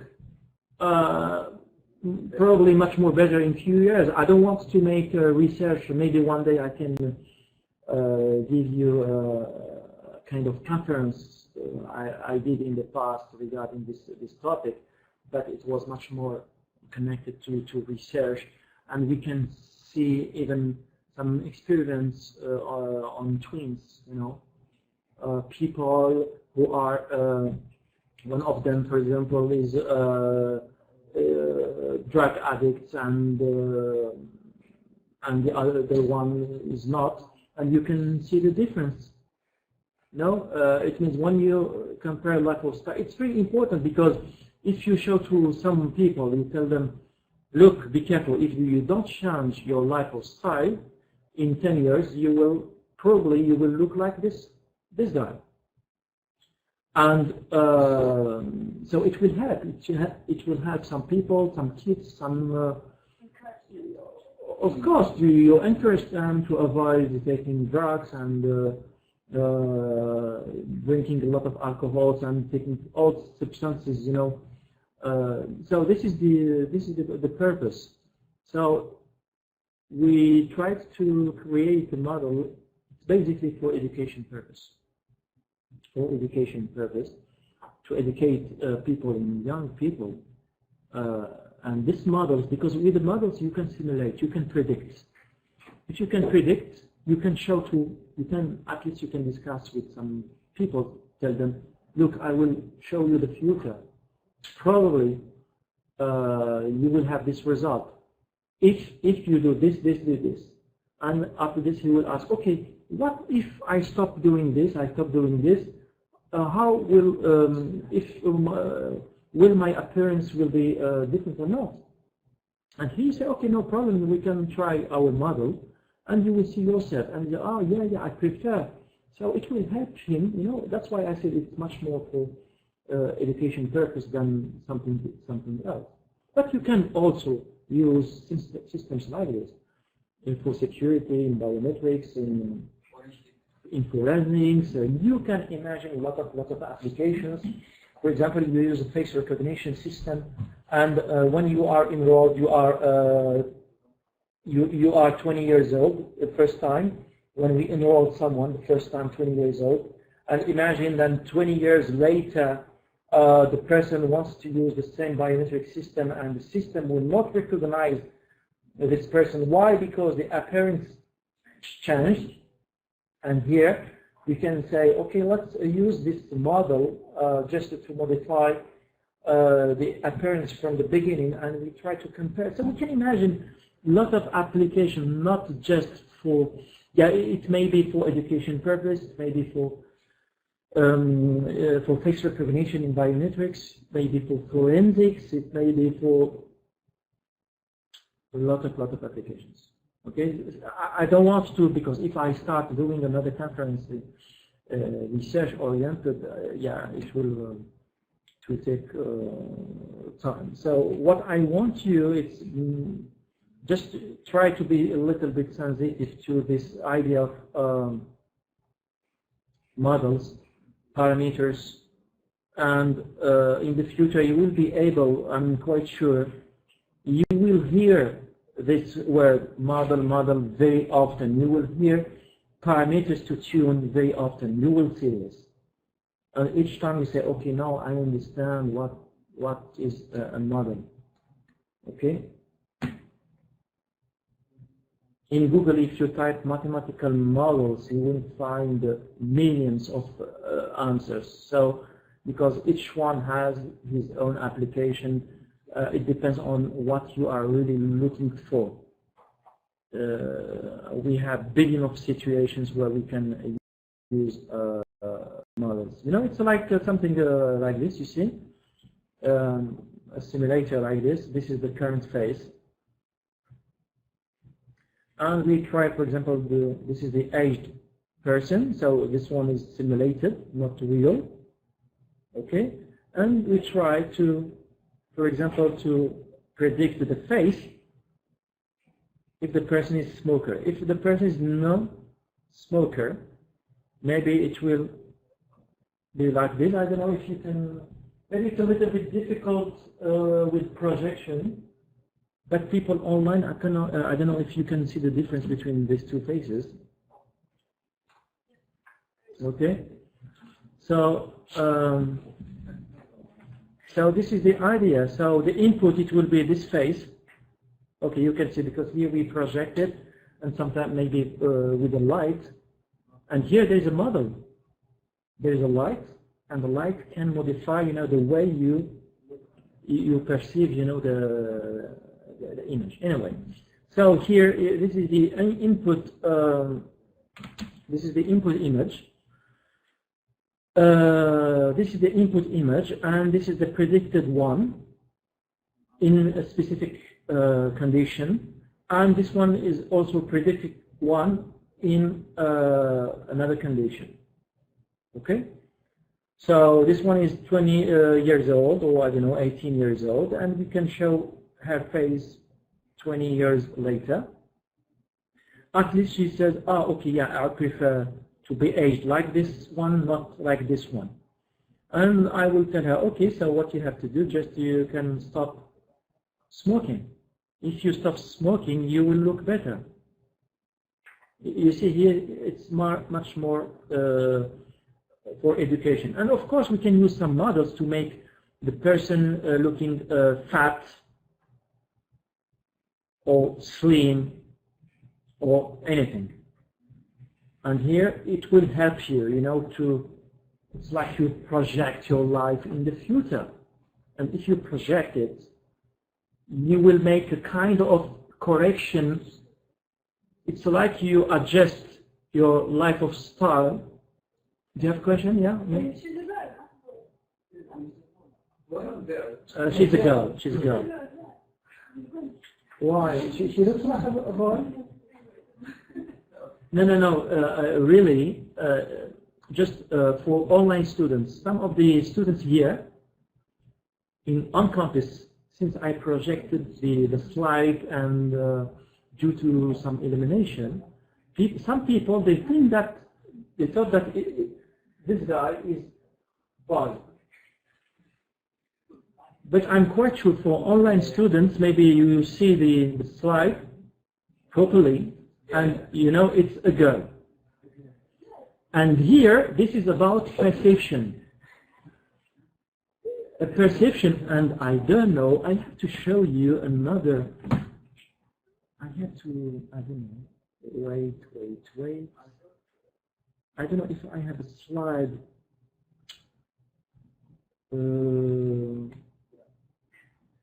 No, I don't. Ah, look.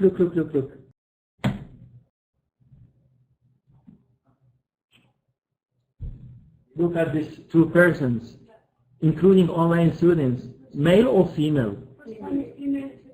So you say this one is female? And this one? Male? Okay.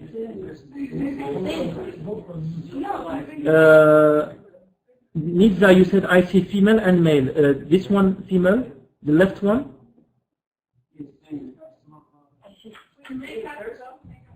Yeah. In fact, it's same person.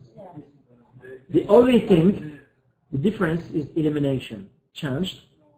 When the elimination changed, you see things differently. And I think this is what happened here between online and on campus because of the light.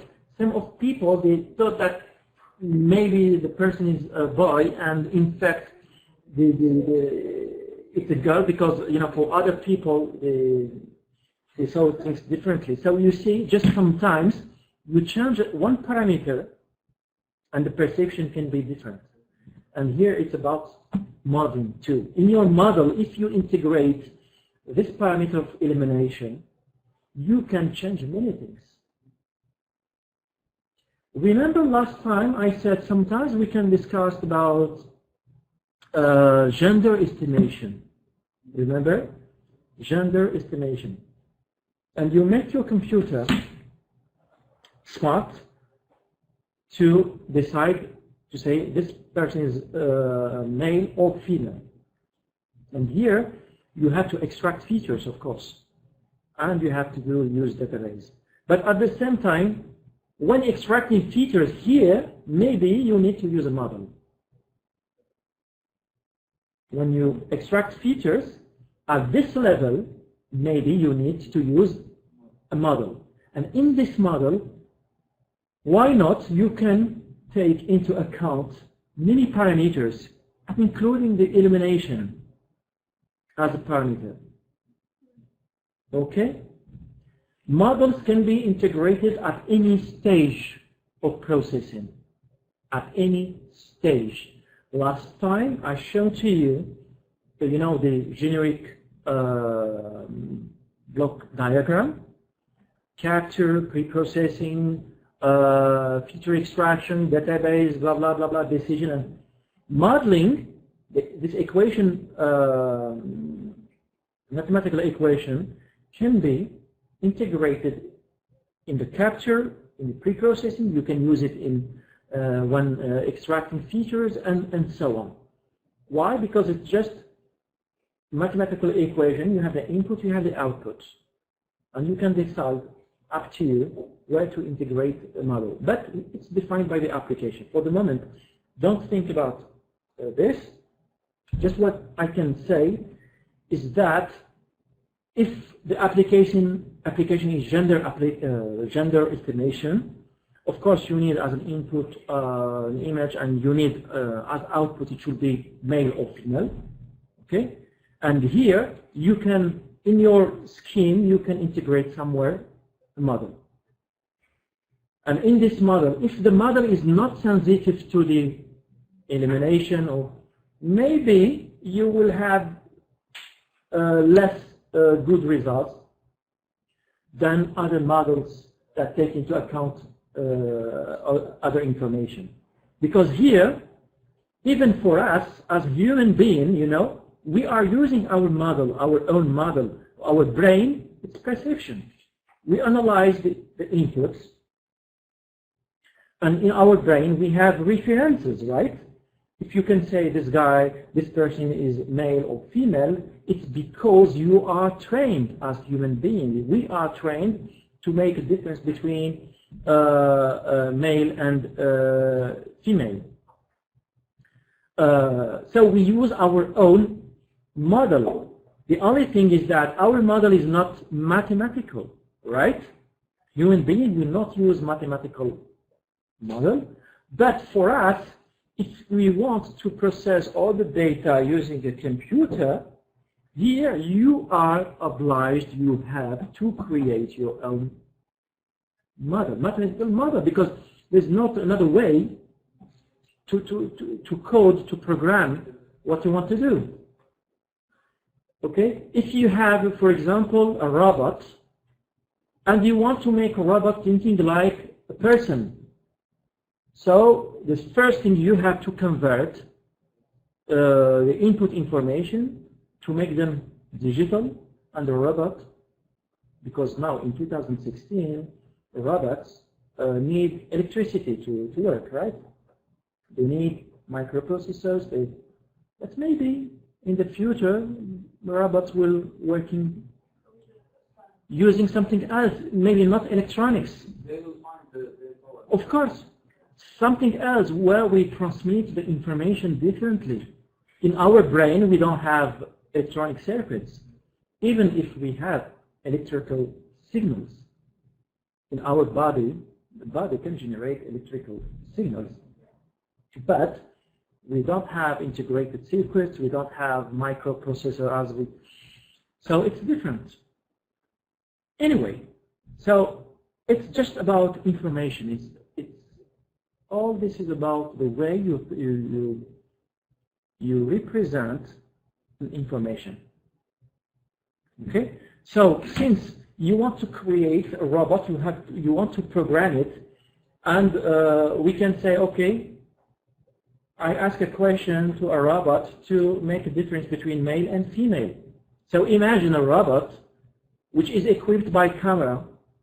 I will say, okay, I give you these two images and try to say which is who is male and who is female.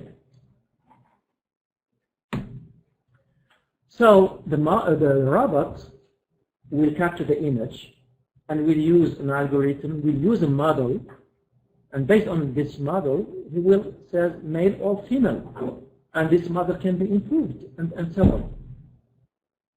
So here sometimes we have to think like human being because we are supposed to program the robot, but sometimes also we have to think like a robot.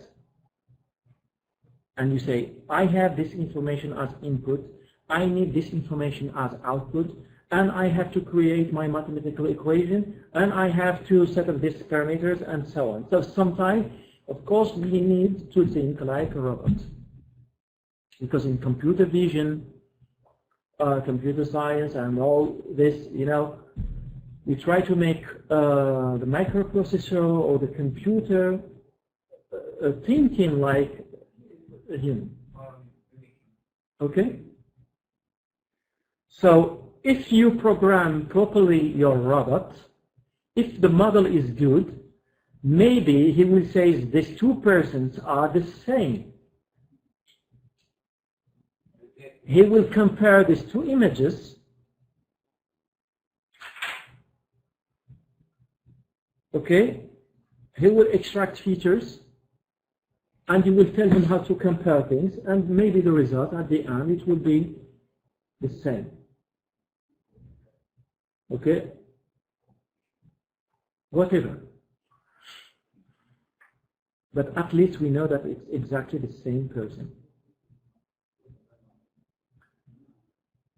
Yeah, I shown this one because it was just a real situation where some students, they thought that it was a girl, but other people did. What is the actual really, I think it's a female, but I'm not sure because this is a well-known example. Maybe, even you can see it's in black and white, and it has been taken more than maybe 10 years. Yeah. So, and the problem wasn't big if it's a male or female, but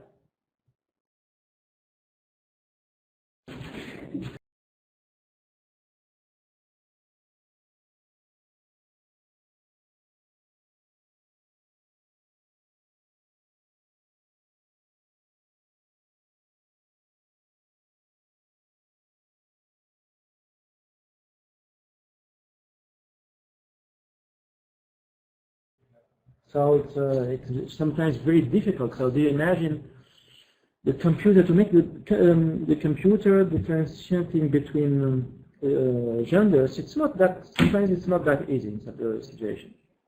Anyway, oops.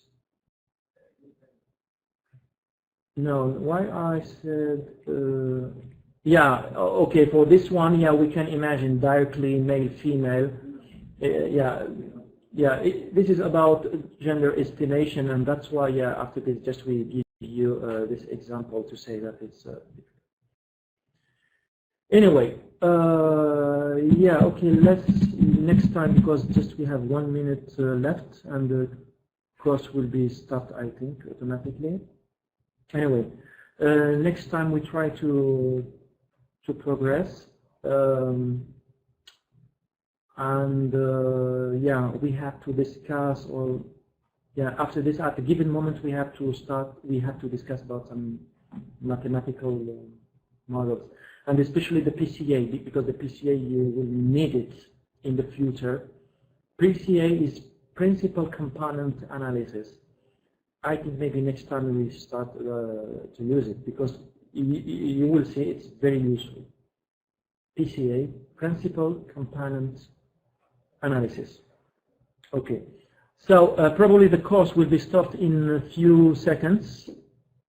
Do you have any question, online students, before?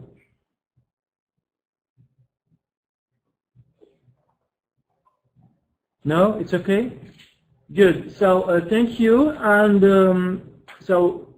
okay, thank you. Okay, so next time we try to learn something new, different. Okay. Take care and think about your projects. Don't forget. Think about projects. I think we have to publish, the list of projects. In 5 seconds, it will be stopped automatically. I think 3, 2.